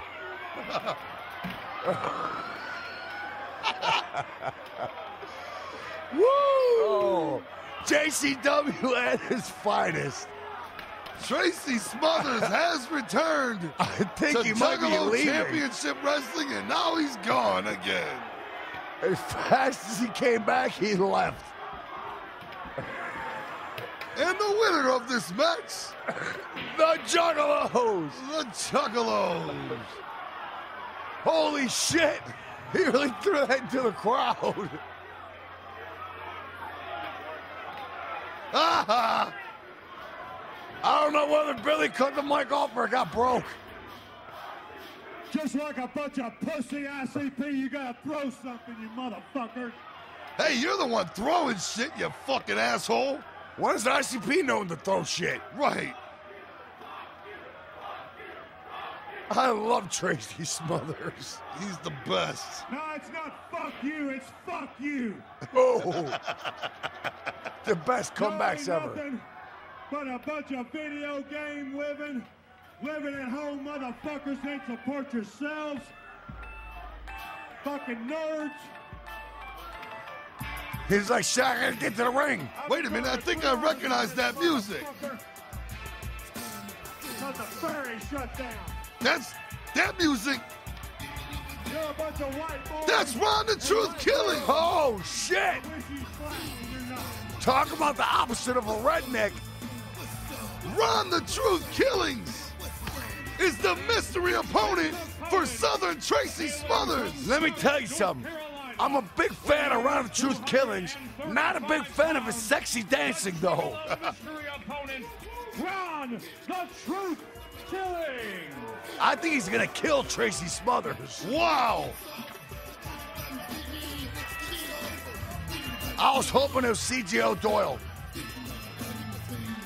The Truth is in JCW and ready to handle business with Southern Tracy Smothers, Who has a newly donned leotard on. Perhaps he's taking ballet classes now. He's just missing the tutu. Wow. Wow. Ron the Truth not here to fucking play. Hell no. Neither is Tracy Smothers, though. We got total old school 80s wrestling versus newest school wrestling you could possibly go against. Ron the Truth, wow. Incredible. Is proving to be much too quick for Tracy Smothers. Tracy Smothers. That was it. Oh, No. just two. Tracy Smothers confused. He don't know about these crazy fucking moves that Ron the Truth Killings has to offer. Absolutely doesn't know how to counter these incredibly quick moves from Ron the Truth. He mixes dancing with wrestling maneuvers somehow. One of the most innovative wrestlers in all of the sport today, Ron the Truth, is having his way with Tracy Smothers, and that's gonna do it. Fuck yeah, it's gonna do it. And I'm just saying, Tracy Smothers was lucky that Too Tough Tony didn't come down there and fuck his ass up. Wow. In and out, In like about that. 45 seconds, Ron the Truth Killing showed up and shut Tracy Smothers the fuck up. That was like a meat that's better than 1,000 Neddens fucking a virgin Nedden. In and out, done, finished. Killing. Wow. Not only a scissor kick, but a spinning scissor kick. Somebody had to come out and shut that redneck the fuck up, and it turned out to be the truth. That's right. He told me, there it goes, the spinning scissor kick. And you hit the nail right on the head, Guido, when you said 80s style wrestling versus modern techniques and styles, and it just proved to be too much for Tracy Smothers. Almost Tybo, if you will. Who's better at throwing shit in the crowd than he is actually wrestling in the ring. Actually better at getting hit by shit from people throwing shit at him. Wow, that was pretty fucking exciting. But how about this? 8 tag teams do battle for the tag team gold, currently vacant, but not any longer, as in mere moments, we are going to have new JCW Tag Team Champions, Guido. All of these men right here are out for that gold around their waist. The following contest is an 8-team tag team elimination for the JCW Tag Team title. Introducing first, they are the team of Axel and Ian Rotten, the Bad Breed. Gathering of the Juggalos, 2007, JCW. Do you realize what you have done by putting together the most hardcore, twisted, sick tag team in the history of this fucking business? 7 other teams, prepare to die. We've earned our reputation. We've earned the right to call ourselves chair swinging, hardcore, sick motherfuckers. When all of you are finished with this, Bloodymania will be wrestling history written in your own blood. Tell him, Axeman. Well, you know, you think about it, they talk about a show called Bloodymania. Isn't it apropos that Axel and Ian Rotten are on Bloodymania? Because when you get right down to it, to all the Juggalos and wrestling fans all over the world, we invented this shit.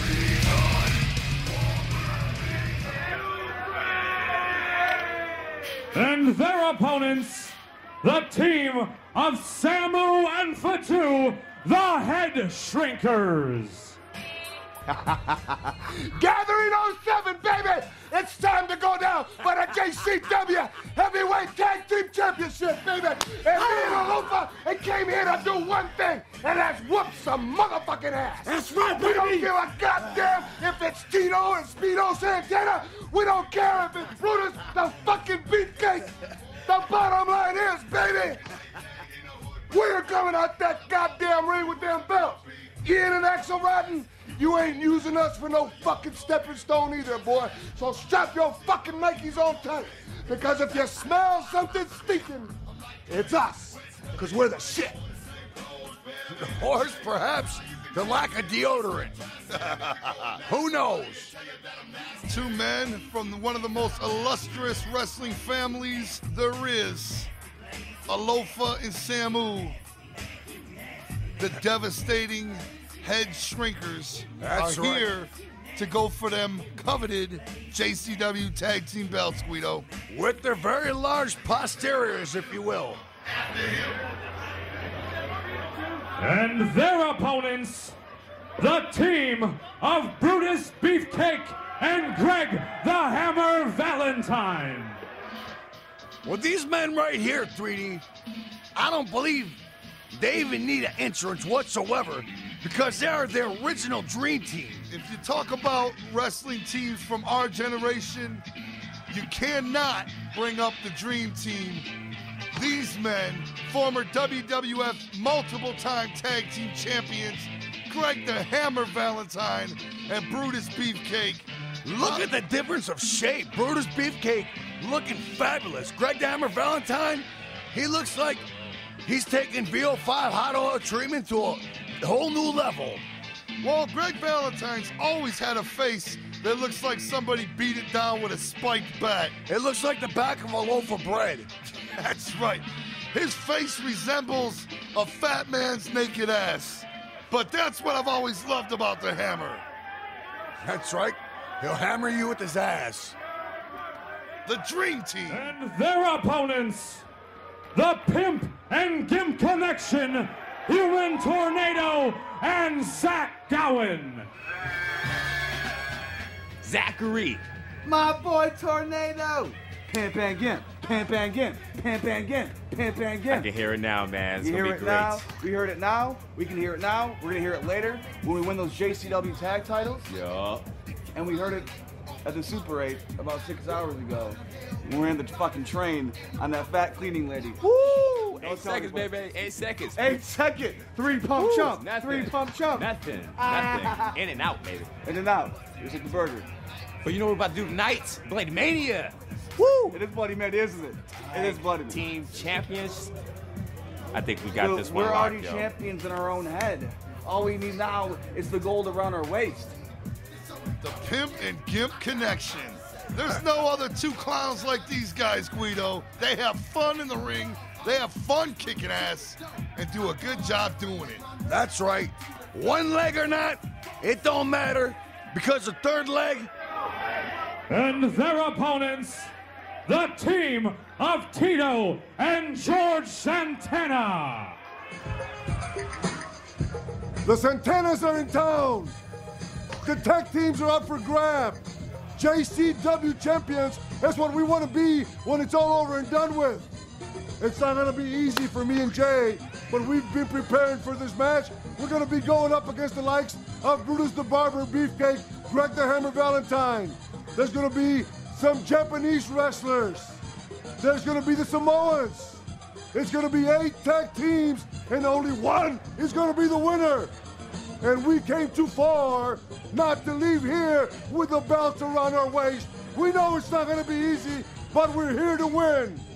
We came here for one reason, to become the JCW Tag Team Champions. Arriba! And their opponents, Team All Japan. 俺たち全日本から来たチームだ。俺たちは JCW のチャンピオンになるためにやってきたんだ。絶対なってやるからな。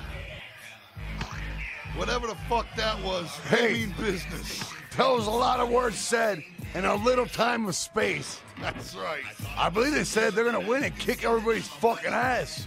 From All Japan Wrestling, Team All Japan has come here overseas in hopes of bringing home tag team gold.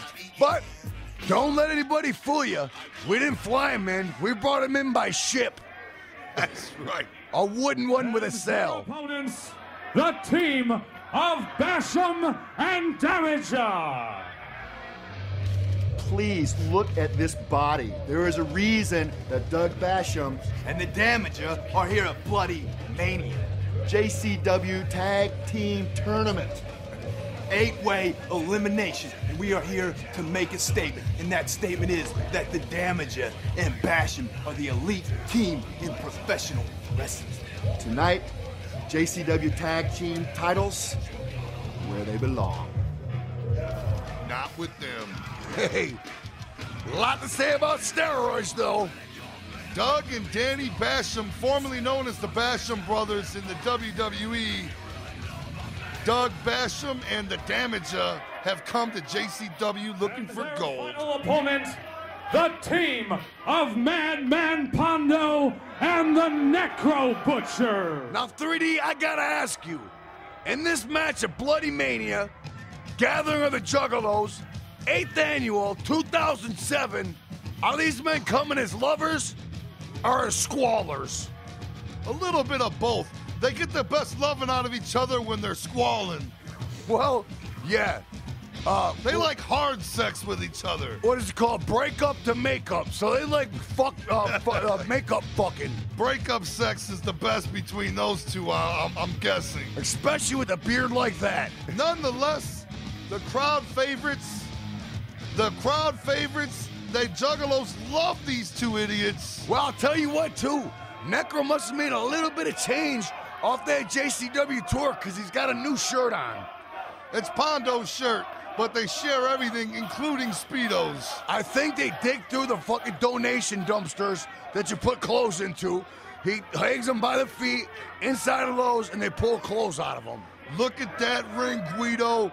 8 of the best tag teams in the world have assembled to the gathering of the Juggalos, looking to take home the currently vacant JCW tag team belts. I don't know how that ring is holding up 16 men at one time, including Samoans, including steroid heads, including these huge Japanese guys, these old schoolers that have bellies, the full nines. But they're going at it tooth and nail because every man in this ring right now wants that gold around their waist. Things are starting off now with Beefcake and Valentine against Pondo and Necro. Well, Pondo and Necro, you know they had that lover's intuition, but speculation has it, so does Valentine and Beefcake. Hey, they used to have just look at those pink-ass tights. And with a name like Beefcake, you can only assume that he's got a cake of beef in his tights. Valentine now, completely drunk, tags into Beefcake, and Beefcake now with Madman Pondo. Beefcake, let me tell you, in splendor top condition. For being 67 years old, absolutely. And I'll tell you one thing, Madman Pondo's lucky he didn't bring those fucking hedgehog shears that he uses. That's right, also known as the barber. He could have very easily trimmed the beard of Necro Butcher. I don't think so. I think that would have bent the blades of the fucking beard trimmers. Greg the Hammer Valentine, former tag team champion WWF, former multiple-time Intercontinental champion. Let's not forget when he destroyed the belt. That's right, that's right. Much history between Tito Santana and Greg the Hammer. And Brutus Beefcake now continues working over Madman Pondo. And that's surprising to be seeing Greg the Hammer Valentine and Tito Santana standing so close to each other without a grudge going on. And now the Dream Team continues double-teaming Pondo. They're allowed to double-team in this match, you fuck. If one man gets pinned, his partner must leave as well. That's right. And now, look at that. Whoa. Oh, my God. Good thing for that beard, because he crushed his own head. And it looks, oh, my God, the Dream Team has been eliminated with that incredibly sweet-ass sunset flip. I call that a sunset fuck. Call that sunny side down. Greg Valentine's going backstage to go back to sleep. He's going back to the hotel to pass out. The Dream Team has been eliminated with the quickness. And now, Ian Rotten and the Necro Butcher exchanging incredibly tough elbows and headbutts. Definitely not two mystery men in the ring. These men have been feuding for each other for years and years in the ring. You can tell by the headbutts where Ian Rotten right now has the advantage because fucking donut fucking beard face just crushed his head with that fucking somersault he did with Greg the Hammer Valentine. Those headbutts you just saw are relentlessly ruthless. You can hear those. Juggalos can hear those in the top balcony. Oh, and look at this. A shred of glass. Where'd he get the glass? Where'd he get the glass from, 3D? The ring is littered with glass. I think he had some in his pocket. He already had some in his forehead when he came down to the ring. And now, Samu working over the Necro Butcher. That's right. So far, Necro Butcher not getting one chance to get out of that fucking ring. He's not going to be doing too well in there. The man after man that he's facing, he needs to tag out. He's juiced open. The donut head is busted open. He's still reeling from those incredible headbutts from Ian Rotten. And now the Humor Tornado has entered the ring. And Necro Butcher's still in there. Tag out, you fucking idiot. And you'll notice the snazzy new pants that the Human Tornado's wearing, red instead of blue. Human Tornado always electrifies the ring as soon as he enters it. And now the bare foot to the crotch.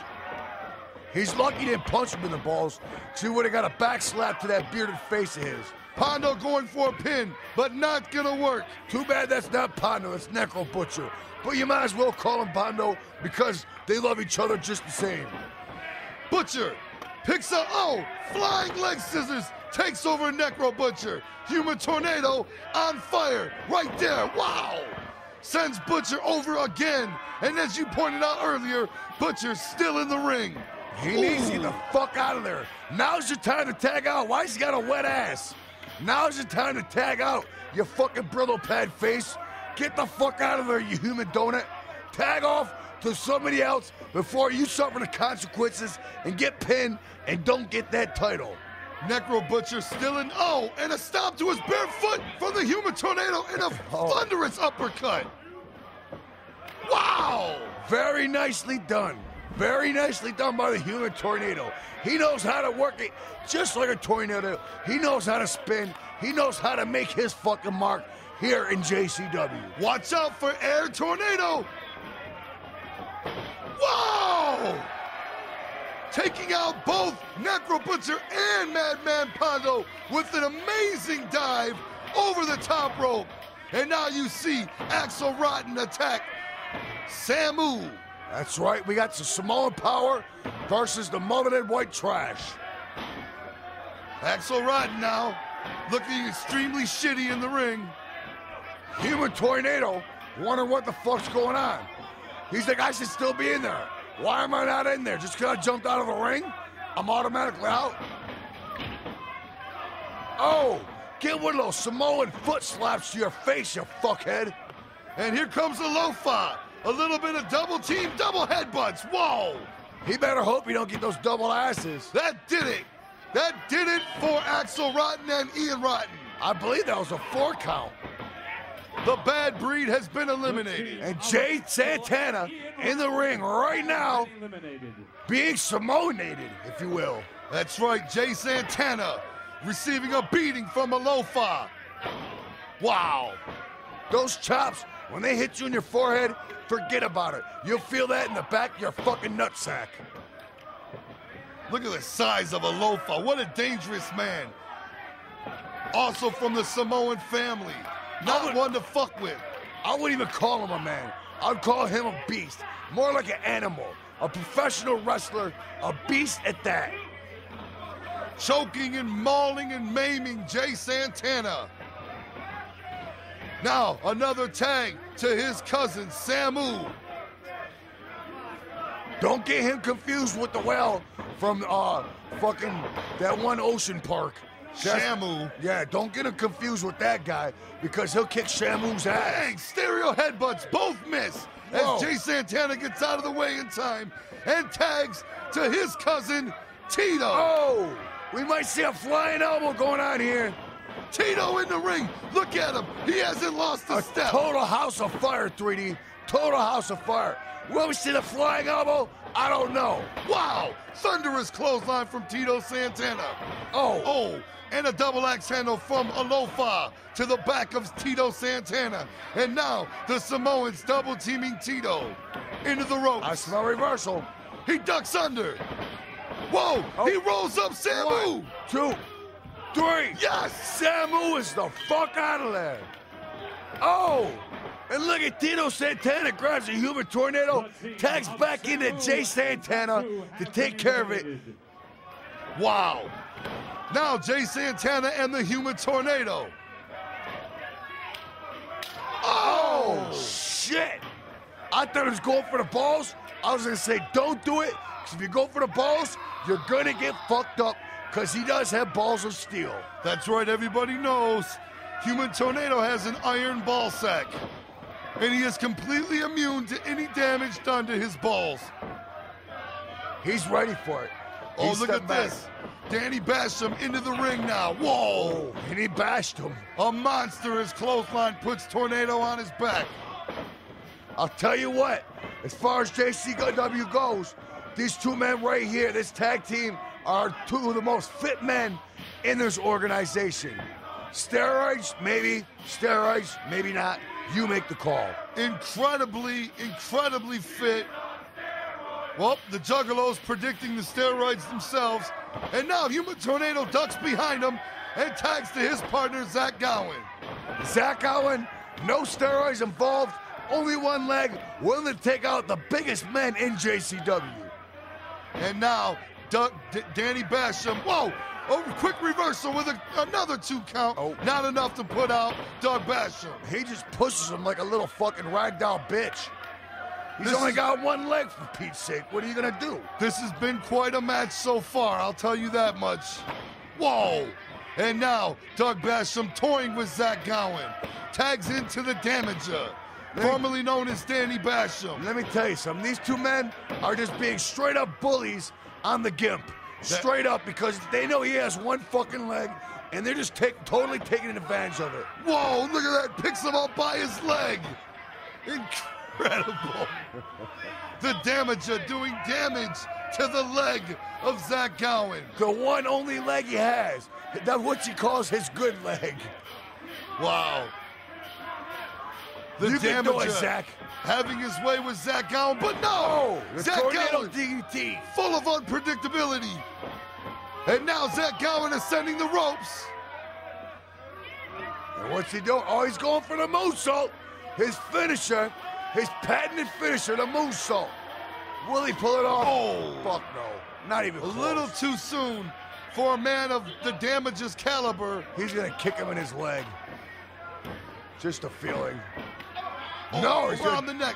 Choke him on his slam. one neck. He's got him up by the neck and delivers a powerful choke style sit down power bomb and a tag back to Doug Basham. He could have put a little more time than just wearing jeans. Wow. Top rope headbutt. Whoa, and he caught a cherry in the eye. That's gonna do it. Unfortunately for the Pimp and Gimp connection. And that was my prediction. The Pimp and Gimp connection was my prediction to be the strap holders as far as it comes to the tag team title, Streety. And Tito Santana tags in, and now he has entered the ring and tags to his cousin, Jay Santana. Tito not one for taking many bumps. He likes to tag out the Jay a lot. Jay much younger, much stronger, and more agile, I would say. Jay Santana now in the ring with Brute Raijin of All Japan, Team All Japan. That's right, they call him that because his balls look like raisins. And his penis looks like a Vienna sausage. Jay Santana now. Whoa! Brute Raijin firing back now all over Jay Santana. With German uppercut after German uppercut, even though neither of these men are German. Up under, and look at this, Brute Raijin now. Oh. Wow. I believe Brute Raijin is also he is also a renowned shoot fighter in Japan as well. That's gonna do it for the Santanas. What are we down to here? We're down to just a basic tag team match. Oh shit! Necro Butcher and Akira of Team All Japan. Butcher taking off the shirt, and look at this. A test of chops. Akira peeling off his spandex. They're going chest to chest. Oh! A test of chops. Definitely Necro getting the best of them. Wow. The only reason why Necro's getting the best of him is because Necro has a bird's nest in his beard. And the birds are ducking down and biting the fingers of this man trying to chop him back. Wow. A driving clothesline from Akira brings down Butcher. Well, his chest looks like it's full of blood clots now. Now all Necro needs to do is drag his beard across it. Look at that open blood wounds opening on the chest of Akira. And now Akira and the Damaja doing battle in the ring. Team All Japan did not come here all the way from the Orient to lose. They came here in hopes of taking JCW's tag team gold back to Japan. Especially on that wooden boat with a sail. Wow, more chops delivered back and forth. It's turning into a brutal chop fest. Oh, shit. Eventually, one man's chest rib is going to cave in. And it's not going to be mine because I'm sitting back enjoying watching it. The Damaja with a thumb to the eye. That's right, he's a fucking cheater, you fucking cheater. That was a chopping match, not a poke in the eye match, you fuck. We're down to just 3 teams. Not just 3 teams. We're down to 3 combatants. 3 teams of gladiators who want that gold around their waist more than anybody else that was in this ring tonight, 3D. That's right. We've got Team All Japan. We've got the Damaja and Doug Basham, and we've got Pondo and Necro. AKA the Bed Bath & Beyond lovers. And this is turning into a brutal war for the tag team straps. You couldn't have said it better, 3D. It's turned into an all-out battle, an all-out war. Not many wrestling moves applied here beyond chops and punches. Not many body slams, suplexes, whatever. You're not seeing too many professional moves here. You're seeing more of raw street-type fighting. And now Akira with a running sack that takes down the Damaja for a 2 count, but that's all you're gonna get. That's right, just like the sack running down his legs. Tag back into Doug Basham now, it would appear. I don't know, I think he's... Doug Basham hesitant to get in the ring, perhaps in fear of one of those brutal chop fest again. Look how red that man's chest is, and he still don't give a fuck.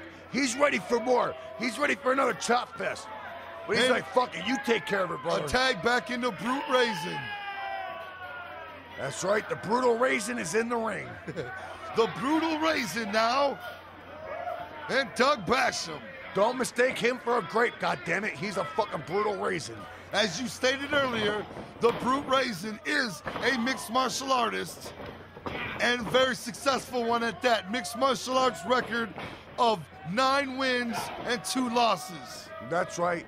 And this motherfucker does not want to fucking play the floor game with the Brutal Raisin. No, he does not. A 2 count is all he's gonna get there. And Pondo and Necro maliciously waiting in the shadows. Don't forget about Pondo and the Necro Butcher. Well, let me tell you something. Pondo's still a fresh man in this match. He has not been in there besides the very beginning. And look at this blatant making fun of him. Is this racism? Is this making fun of him? What the fuck is he doing?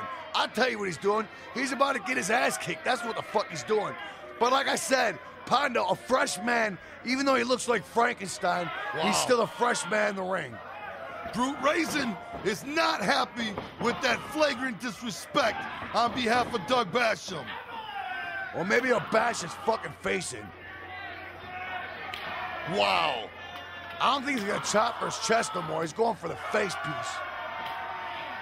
These chops are outrageous. These chops are waking neighbors up 15 miles away.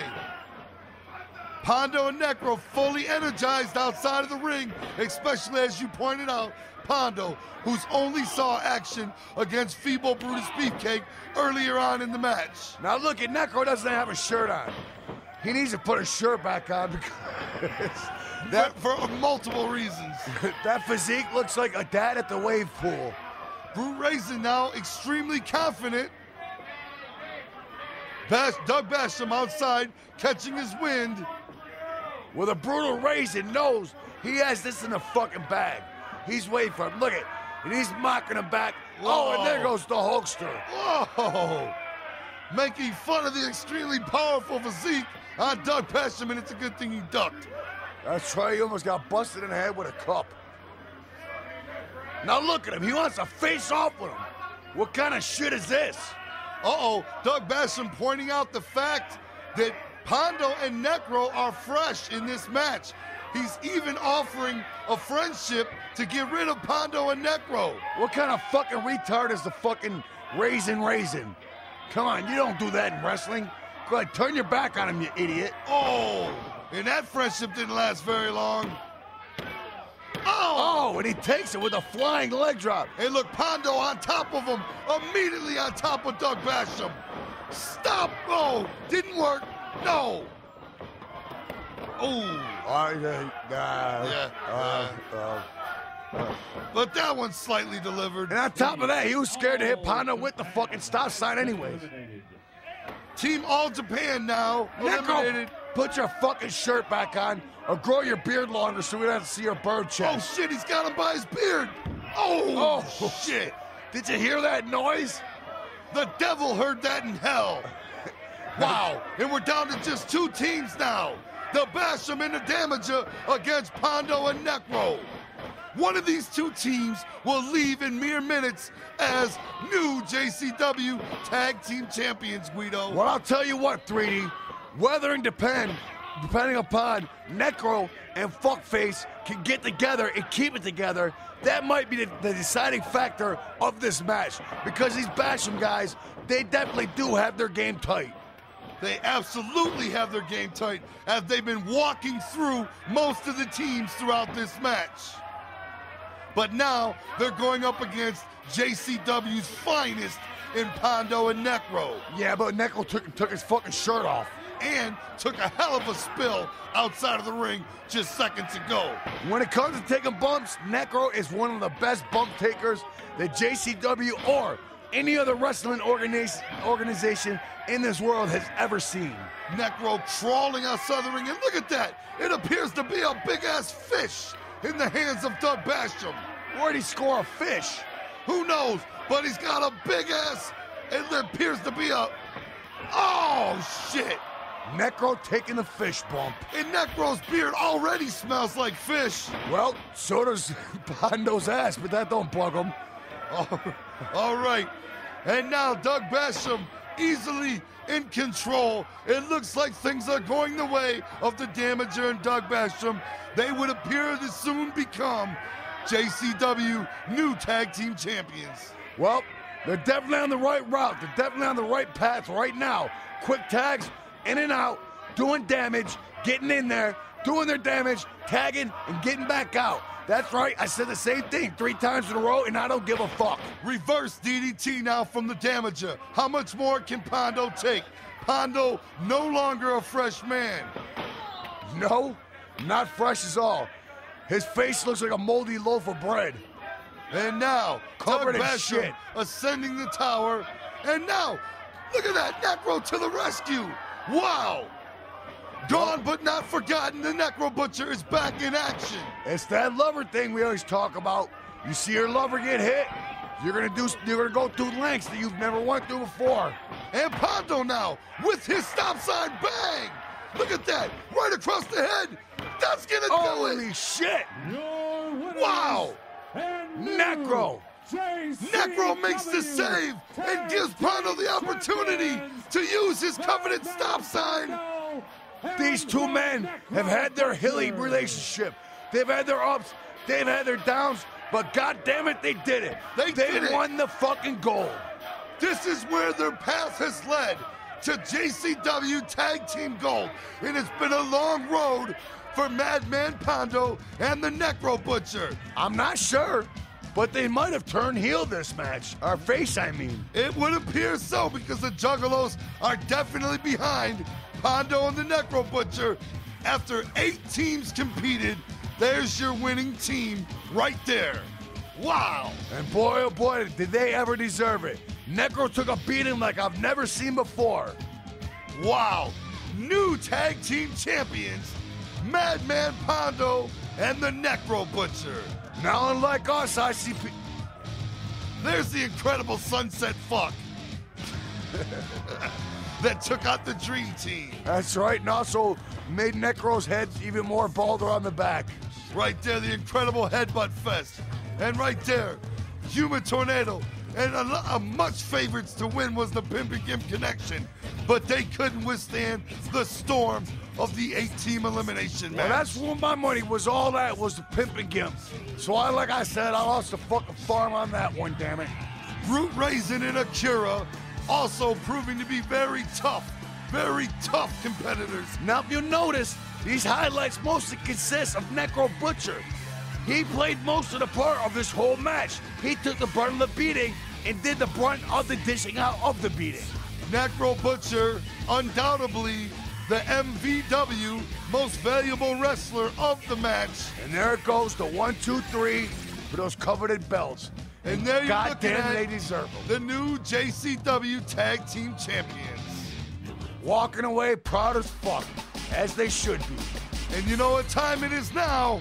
Hey, I believe it's main event time. It's time for the Corp and Scott Hall to lock horns in the main event. The following contest is scheduled for one fall. It is a no DQ match, and it is your main event. Introducing first, hailing from Juliana, Florida, weighing in at 262 pounds, he is the reigning WWC Universal Heavyweight Champion of the World, Scott Hall. Hey, yo, Corporal Robinson, say hello to the bad guy, Scott Hall. Remember me? I'm back, and Chico, coming after your JCW world title. Because see, now that I'm back, collecting belts, that's what I do. Picked this one up in Puerto Rico when I slapped Carlito around. And Chico, you next. See you soon. Big words from a big man, Guido. That is Scott Hall. Definitely a force to be reckoned with. Without a doubt. But he's going up against a bigger force to be reckoned with here in JCW. The champion himself, Corporal Robinson, motherfucker. That man right there, call him Razor Ramon, call him an outsider. I'll call him Mr. No Rhythm. Call him Banana Peel Foot. That is Scott fucking Hall. That man is a wrestling superstar. I call him Chico myself. He's got a toothpick in his mouth and a world title around his waist. Well, one question, why does he keep almost falling? Well, he hasn't worn wrestling boots in about 7 years. Perhaps the bottoms are a little bit slickery. Scott Hall is in JC fucking W. And definitely over with the Juggalos. I'm not going to hold you up in the least bit, 3D. No, they're appreciative to see that man competing here in JCW. Unfortunately for him, though, he is competing against the champion of JCW, Corporal motherfucking Robinson. That's right. He's not only coming into JCW for stiff competition, he's coming in against the best. The top dog here, Corporal Robinson. Oh. And his opponent, hailing from Milwaukee, Wisconsin, weighing in at 230 pounds, he is the current JCW Heavyweight Champion. Here is Corporal Robinson. Scott Hall. Mr. NWO. Mr. Razor Ramon, Chico. Well, listen, Razor, Scott, wherever the fuck you want to call yourself, it doesn't matter. See, what this is about is the JCW World Title. What this is about is everything I've stood for in this business today. You got your legacy, I'm building mine. So Scott Hall, at Bloodymania, be prepared. Be prepared to fear what you don't understand and hate what you can't conquer, bitch. Here's a man that stands for what is right in his mind and what is proper in his mind, and that is JCW's Juggalo family. He's fighting for the crowd there tonight. He's fighting for the 8,000 drunken high Juggalos at the gathering of the Juggalos. And that makes Corporal more powerful than any opponent Scott Hall has ever faced. Well, perhaps a little bit more powerful than that cigarette's making him. That's right. The epitome of health here in JCW. What makes Corporal so dangerous is Corporal's place. This main event matchup is for the JCW Heavyweight title. Corporal's surroundings is what makes Corp the champion he is, as he's fueled by the Juggalos in attendance tonight.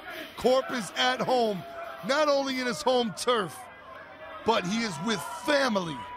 He's at his own family reunion, surrounded by the love of the Juggalo people. Now you notice the size difference between Scott Hall and Corporal Robinson, but I don't think that makes a bit of a fucking difference because the punches of Corporal are real. Scott Hall in phenomenal condition. Scott Hall looking fucking enormous, standing next to Corporal Robinson. Without a doubt, this is the toughest man Corporal's ever faced in his career. Well, he's faced a lot of tough ones, but you might be right about that, because Scott Hall is definitely a force to be reckoned with. Guido, zip your fucking lips shut for 1 minute and listen to what I'm saying to your fucking face. He got him with the toothpick, man. Listen to what I'm saying to you. We are about to call the biggest match in Juggalo Championship Wrestling's history, my friend. Well, hey, I call him as I see it, and right now, oh, and I almost seen a Pearl Harbor. No, they're gonna lock square up, face to face, like two men. And very impressive. Ooh, look at that blatant disrespect to Corporal. Oh, and right back at you. And a very impressive head of hair on Scott Hall. For the age, he has a full ponytail, unlike Steven Seagal. No Rogaine needed for Scott Hall. That man is in top physical form and all over Corporal Robinson as things kick off. Corp already on his back, and Scott Hall with the blood red boots applying the stomp to JCW's world champ. Well, why does it say click across his ass? Is that because his click is allowed up in the ass? No, that's because Scott Hall is famous for running with the click. You know the click. The names of Kevin Nash, the names of Sean Waltman, and of course, Hulk Hogan. Yes. Now, look at Scott Hall slapping Corporal Robinson. He's toying with the champ. And that's not gonna fly. No, as now Corp retaliating with some punches that knock Scott Hall on his ass. And Corp still firing those right hands to Scott Hall. And as you noted, look at the size difference. And let me tell you something, Scott Hall, not a fair player. He will take them fingers and gouge eyeballs out with them. Absolutely. And a small package now almost puts the champion away. That's right, that small package inside of them fucking tights almost put him away. Corporal Robinson now extremely timid, extremely ready for this match. However, extremely timid. Where's he going? Scott Hall going ringside. Oh, he grabs the fan with the megaphone and plants one right on his mouth. Well, hey, perhaps he needed it. He's gonna have to find his fucking teeth somewhere in the fucking grass, there in the fields of the fucking gathering. Scott Hall just kissed the fan with the loud-ass megaphone. That's the way to shut him up. What can the fan say after that? A kiss with a fist. And what the hell's going on now? He's calling somebody a fag. Corporal Robinson and Scott Hall. You know, a cool, refreshing water on the back sometime in the wrestling ring is good for oh shit, I think he's slapping for real. Ooh, and Corp returns it. Oh, another one. Fisticuffs returning back and forth between these two men. I didn't know that Scott Hall was known for potatoes, but I guess I was totally wrong on that tip because potato after potato. Scott Hall puts Corp down for the 2 count. Not gonna do it. Well, you can't take Corp out with a clothesline, damn it. He's gonna have to do something like the carpet sweeper or one of his famed moves.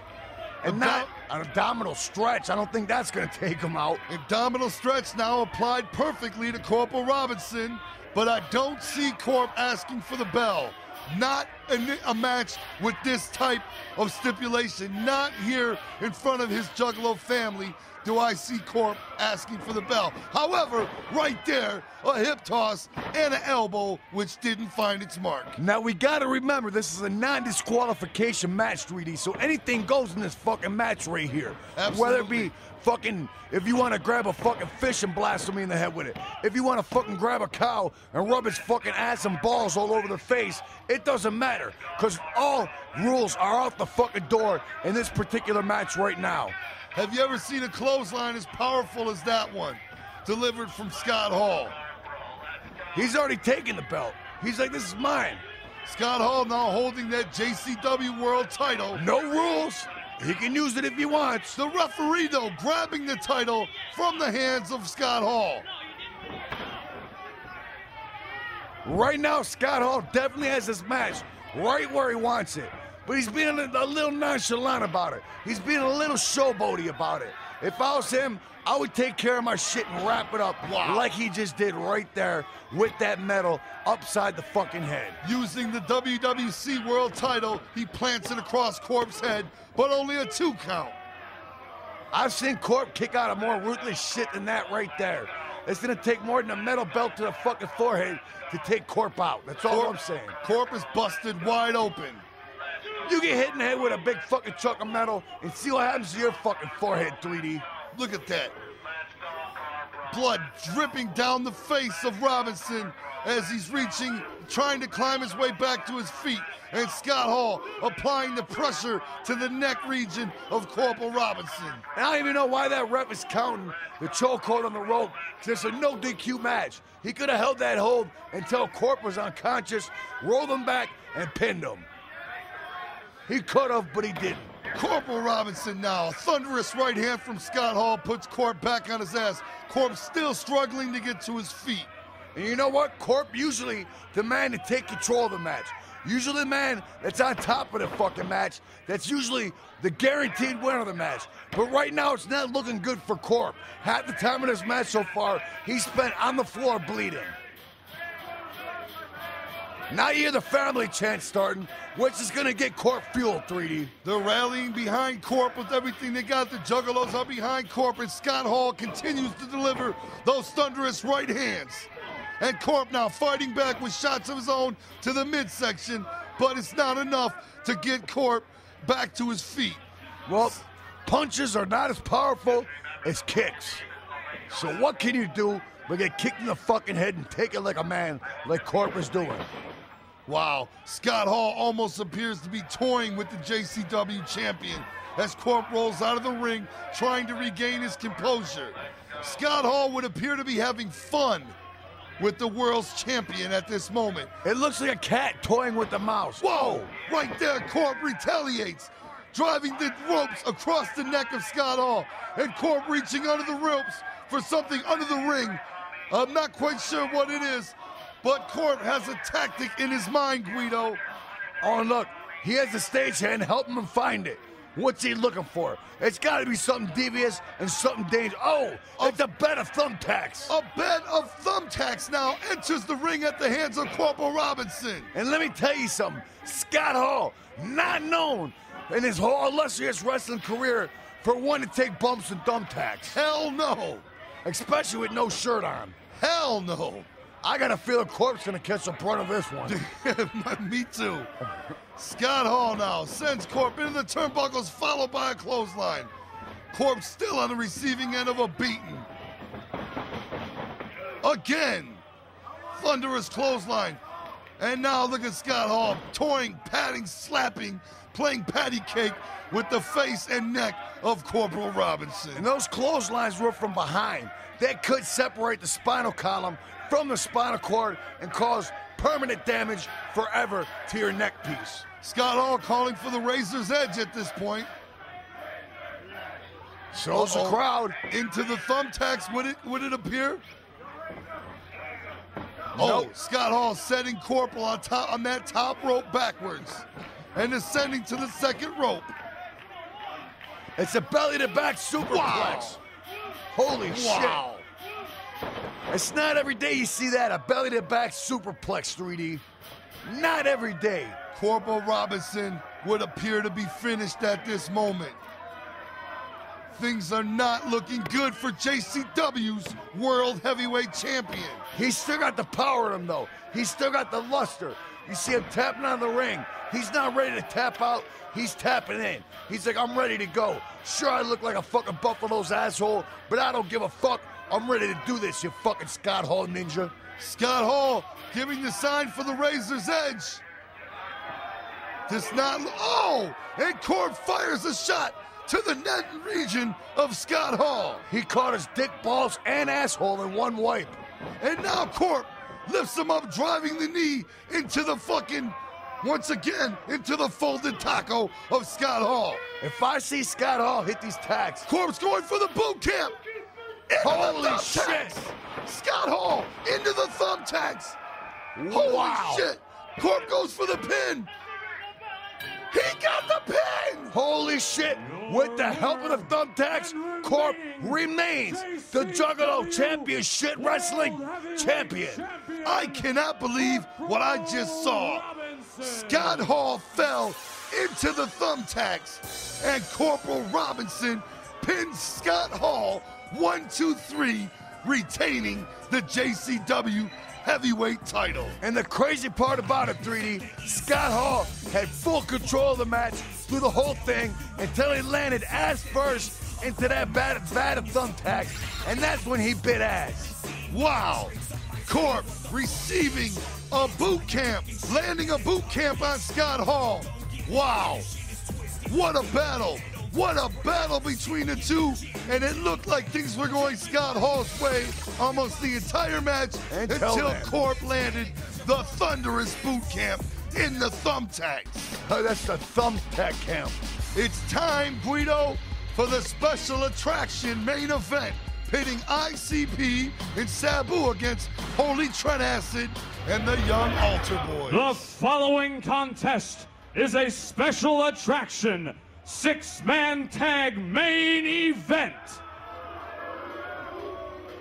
Introducing first, hailing from the Vatican in South Philly, weighing in at 137.5 stones, here is former JCW champion Holy Trent Acid and the Young Altar Boys. Excuse me, Guido, while I take this extra long opportunity during his extra long and stale entrance to go and finish painting my mother's garage. Well, I got laundry I gotta do. I gotta run and pick up a pizza. And who the fuck is this slutty ass nun? We'll call her the Slun. I don't know who the slutty bitch is, but she's okay by me amongst those ugly fools. Well, at least it's a bitch and not two young men. For Holy Trent Acid, the pedophile, perhaps he does enjoy dipping his meat in the net once in a while. There they are, the congregation of evil. And make it known, Guido, the Young Altar Boys, although they're new to the teachings of Holy Trent Acid, they're new to under the holy shit ghost spirits of Holy Trent Acid. They are not new to professional wrestling, Guido. Let it be known, they are not strangers to the squared circle. They are only new to the teachings, the religious baptizings, and the pedophilings of Holy Trent Acid. Well, I'll tell you what, Altar Boy, Young Altar Boy number 1 on the left there with the big fat stomach, yes, he is young. Although Altar Boy number 4, he's not so young. At least his hair's not young. No, it's actually long and beautiful and much cared for, such as Trent's. That's right. VO5 hot oil treatment works every time. Hot oil treatments as well as pressed, primped, and of course, curled. And Altar Boy number 1 appears to spend too much time at the Old Country Buffet, judging by the stomach protruding out of the extra young what do you call that? Suit. Oh, have a drink. Oh, she's used to getting splashed in the face with liquid. Right you are, Guido. Right you are. And Guido, how's this? This is actually the final main event of Bloodymania. Can you believe it? Right. Can you believe Bloodymania is here and we're about to witness the final main event? And can you believe that Shaggy 2 Dope is about to crawl back into the ring for his first time in over 2 years, teaming with his brother, Violent J. I can't believe it myself.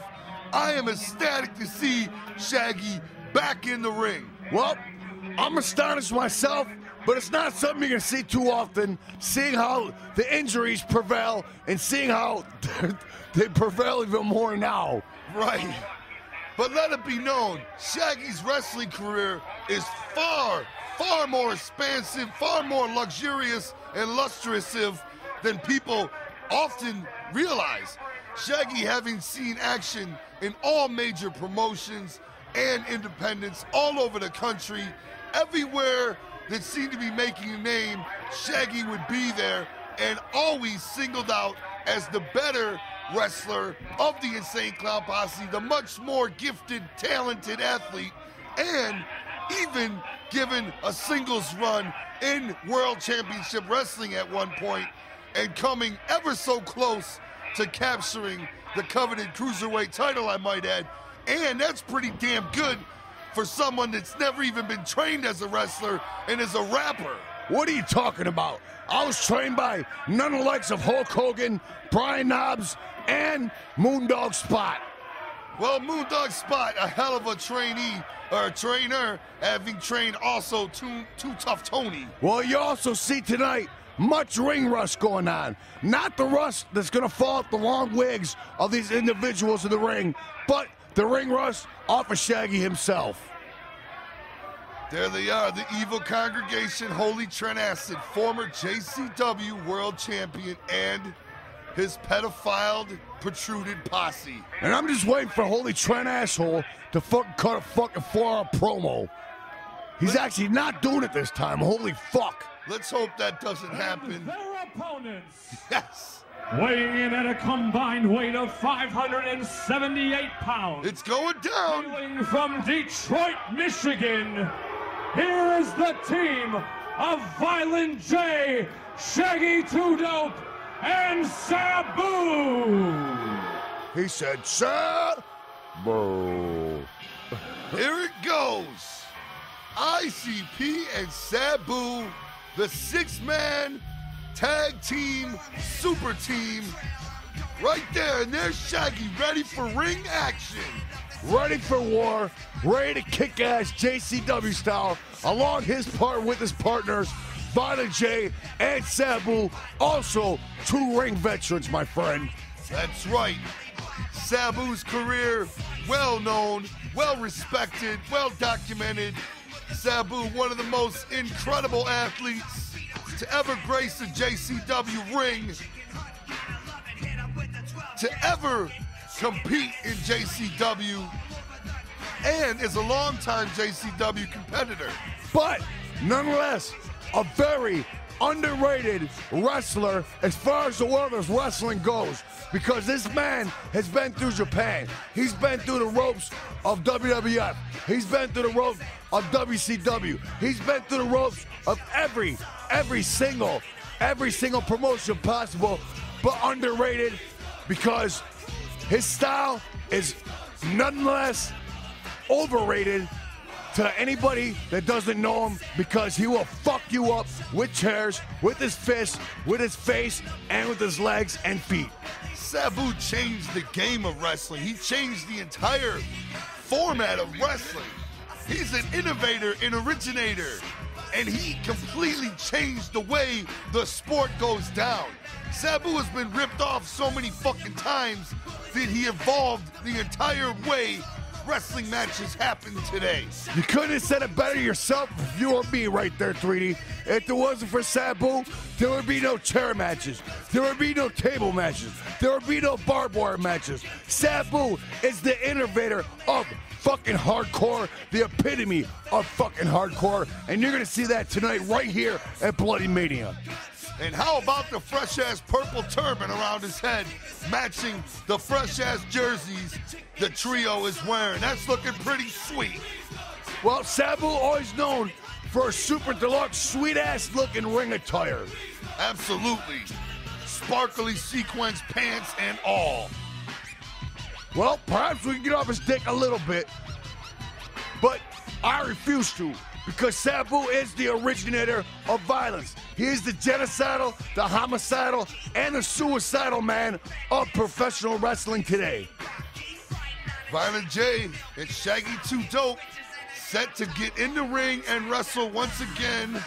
The wrestling, rapping, bitch slapping connection. And I'll tell you what, it warms my heart.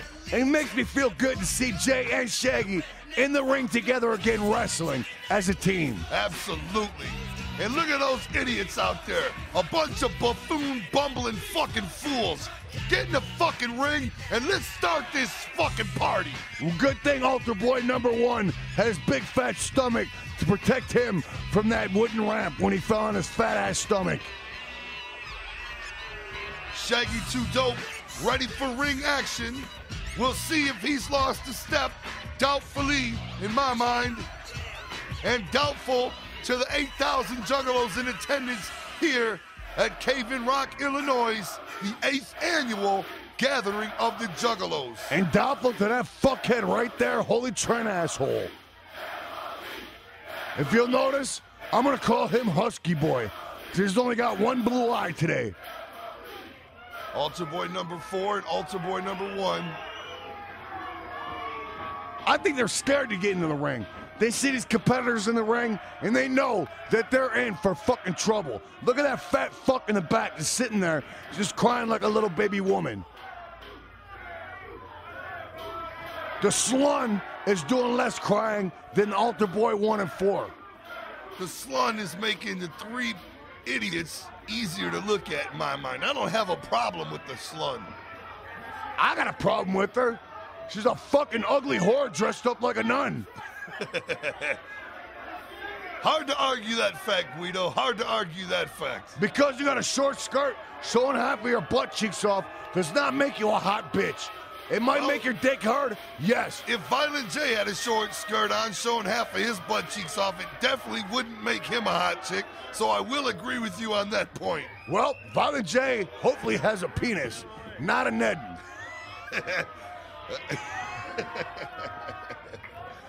Well, let's keep your wishes and hopes to yourself anyway, for that matter, Guido.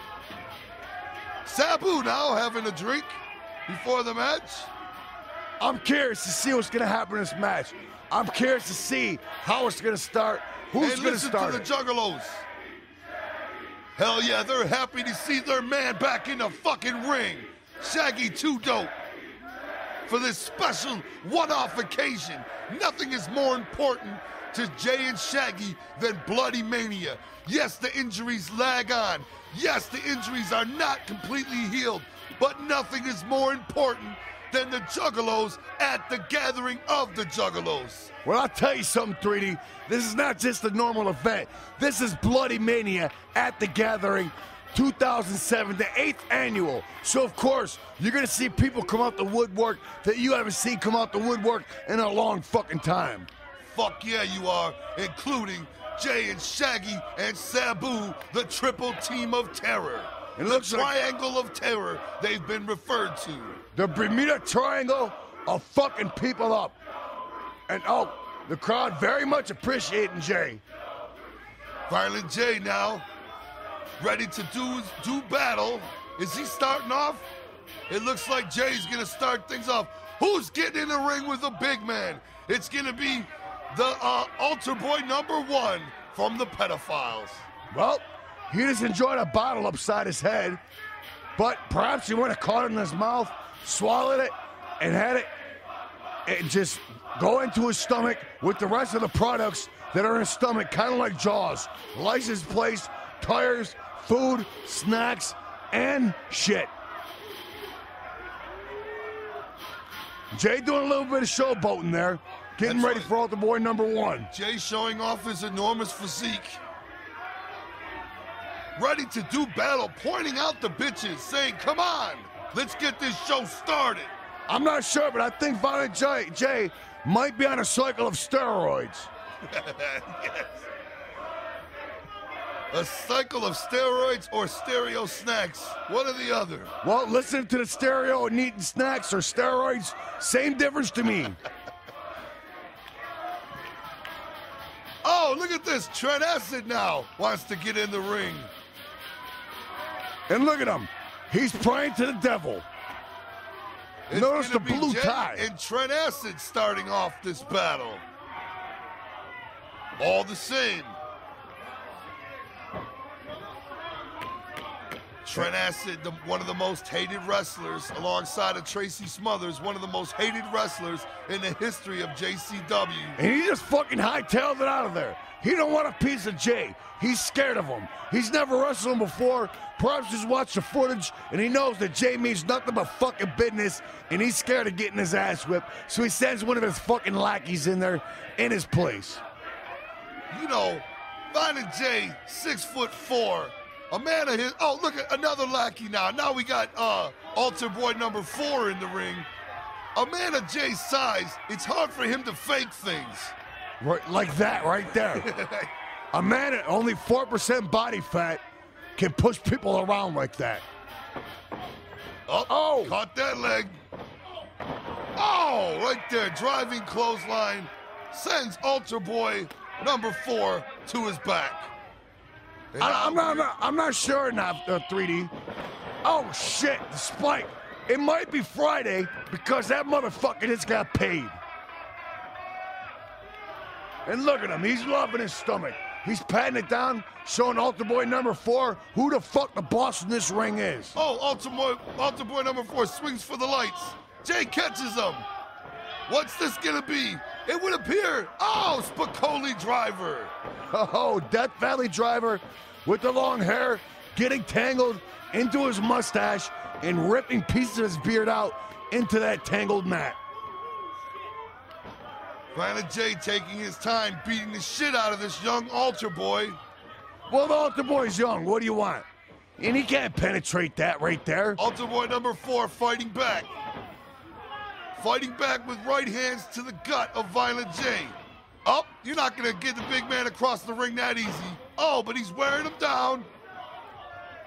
It's not going to go. No sell. You can't move a man that big when you're that fucking small. No, but you can bite a skinny man on his forehead. That's right. That's going to leave marks, if not juice. Up in the air once again. And what's this? Oh, a brain buster. It's like I told you before. When you have the man upside down like that, the blood rushes to the head, confuses him, then he hits the floor, and is twice as fucked up. Oh, shit. It looks like Shaggy's about to tag in. Uh-oh, for the first time in over 28 months, and he's in the ring. Well, I got a new name for this man. His name is Shaggy Potato. Here comes some stiff ones.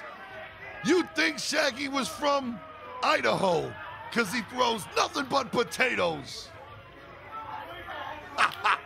Oh, shit, a slap across the fucking face.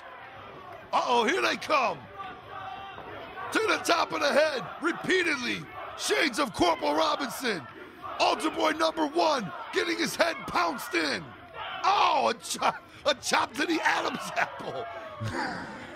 Oh, shit. Totally missing his mark on the chop. Oh, thunderous clothesline. Altar boy number 1 is being reeled upon by Shaggy 2 Dope, who is on fire. Oh, a pile driver. And let me tell you something. I know firsthand he thought that was supposed to be a suplex, so that hurt him for real. His head really hit the mat. Absolutely it did.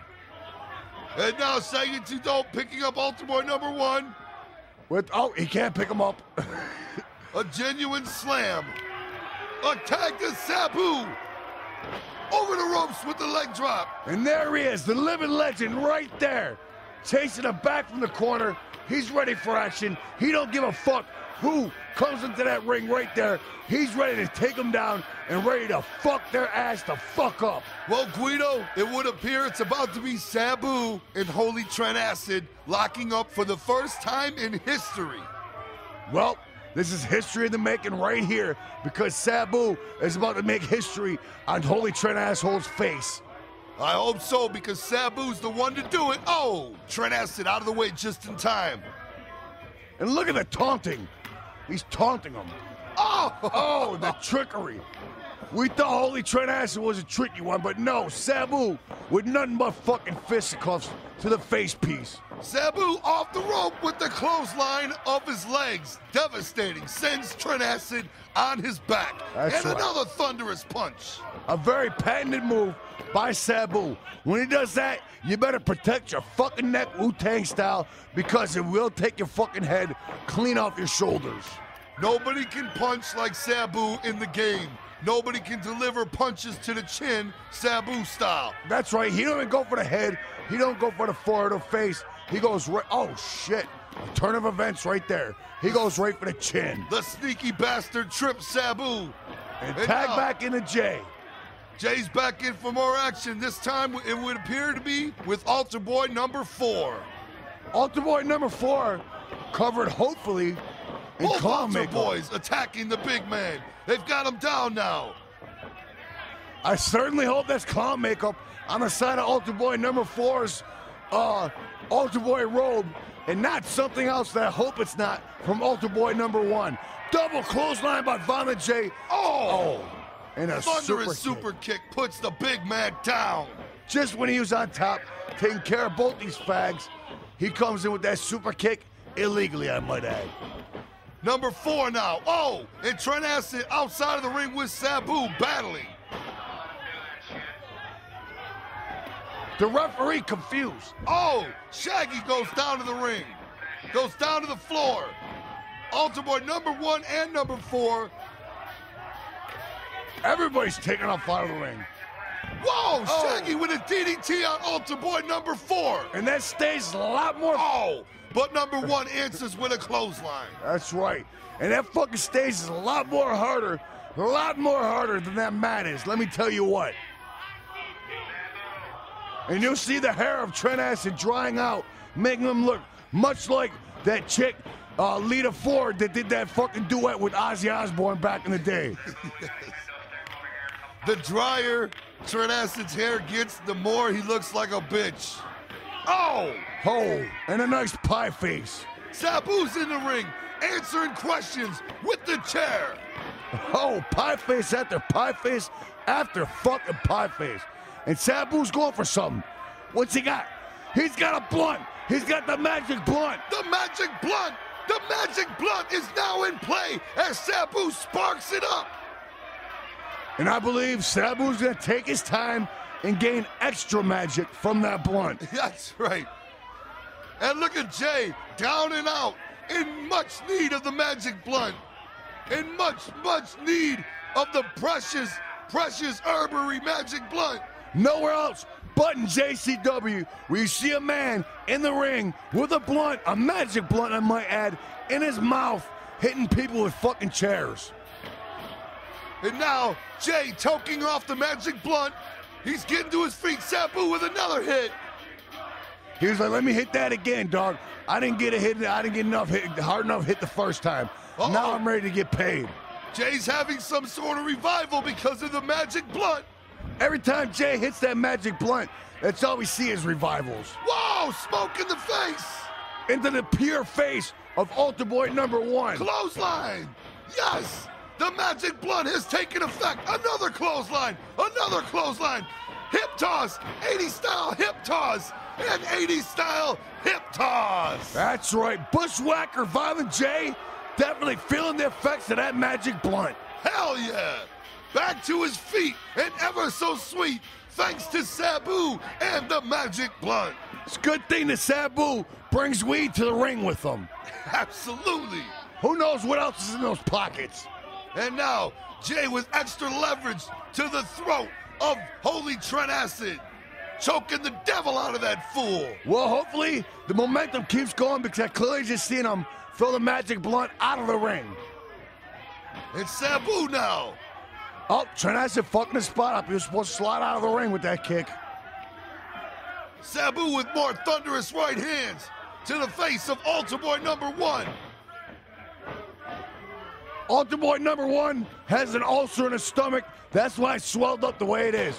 And a thunderous body slam from Samu. And he's waving at Jay. It's party time. Uh-oh, Jay's it's going fucking up. party time. Jay's going up for the moonsault. Big man moonsault. He's shaking. Whoa! Oh! And Trent Acid felt the full brunt of that fucking weight. Holy Absolutely. shit. And now, whoa, they're pointing to Shaggy. Shaggy's going up. First time in 2 years, this move has been done. This is it. If he completes the leg drop, this is the Lotus Cross. Oh, there it goes. And Sabu, Air Sabu. Oh, shit. He ain't That's getting gonna a do 1, it. 2, and fucking 3. That's gonna fucking do it. Altar Boy Fags and Trent Acid and your slutty ass fucking nun. Hit the fucking locker rooms. Go to fuck home from the gathering. Nobody wants you here in the first place. Go back to where you belong, and that's hell. Wow. Victorious. Sabu and the Insane Clown Posse pull off an impressive victory here at the Gathering of the Juggalos. And what a way to finish off Bloody fucking Mania, Guido. Now let me tell you something, 3D. That wasn't even that impressive of a victory because they can go up against much more stronger men than this. They're lucky that they didn't get beat a lot worse than they got beat just now. Right. Absolutely. And Shaggy's Too Dope looked great on his return. And so did Sabu and Violent J. An awesome, awesome spectacle of Juggalo athleticism. And the liquid refreshments are flying in left and right from the Juggalos to refuel the party that goes on all fucking night at the Gathering. There it goes, that Death Valley driver. And a bite to the forehead. And a clothesline. The Lotus Cross. Beautifully, beautifully done. And the devastating leg drop from the top. And the double leg drop with the chair, busting the face open and getting the 3 count. Tell me how Sabu does it. Hell yeah, and off come the jerseys and into the crowd. Juggalo style. Hell yeah. That's right. Every time ICP wrestles, they have something to offer to the Juggalos. Bloodymania, an outrageously successful event. Completely off the hook. The Gathering of the Juggalos. I don't know what else to ask for, 3D. I couldn't ask for nothing more. Pure excitement, pure adrenaline, and pure freshness. Next year, and there's a pouty little bitch. There he goes, nice and wrinkly and fucked up with nice soft ginger fluffy hair. Next year, we can only hope to do it again with Bloodymania 2 at the 9th annual Gathering of the Juggalos. Until then, you can expect plenty more JCW action. Check out JuggaloWrestling.com and keep posted for upcoming dates all across the United States. And look at that! Holy shit! Juggalos showing love, and the Juggalos in the ring showing love back. That's the way we do it. You know what, 3D? I fucking love you. And I love fucking Bloodymania, and I love Slam TV and JCW. Well, Guido, I love you too, and I love Sabu, and I love the Juggalos, and I love the whole crew that brought to you JCW. Look how clean the floor is. Yes. Molly made, it's gonna take a couple days to get that one cleaned up. And there it is, ladies and gentlemen, Juggalos and wrestling fans, Bloody motherfucking Mania. I hope you enjoyed it. I'm Handsome Harley Guistella, better known as 3D. That's right, and I'm Guido. Might as well be. Well, hey, I think I'm 3D sometimes, because like I said, I love you. for Guido and 3D and JCW, we want to thank you for joining us at Bloodymania. And until next time, we're tapping out. Okay.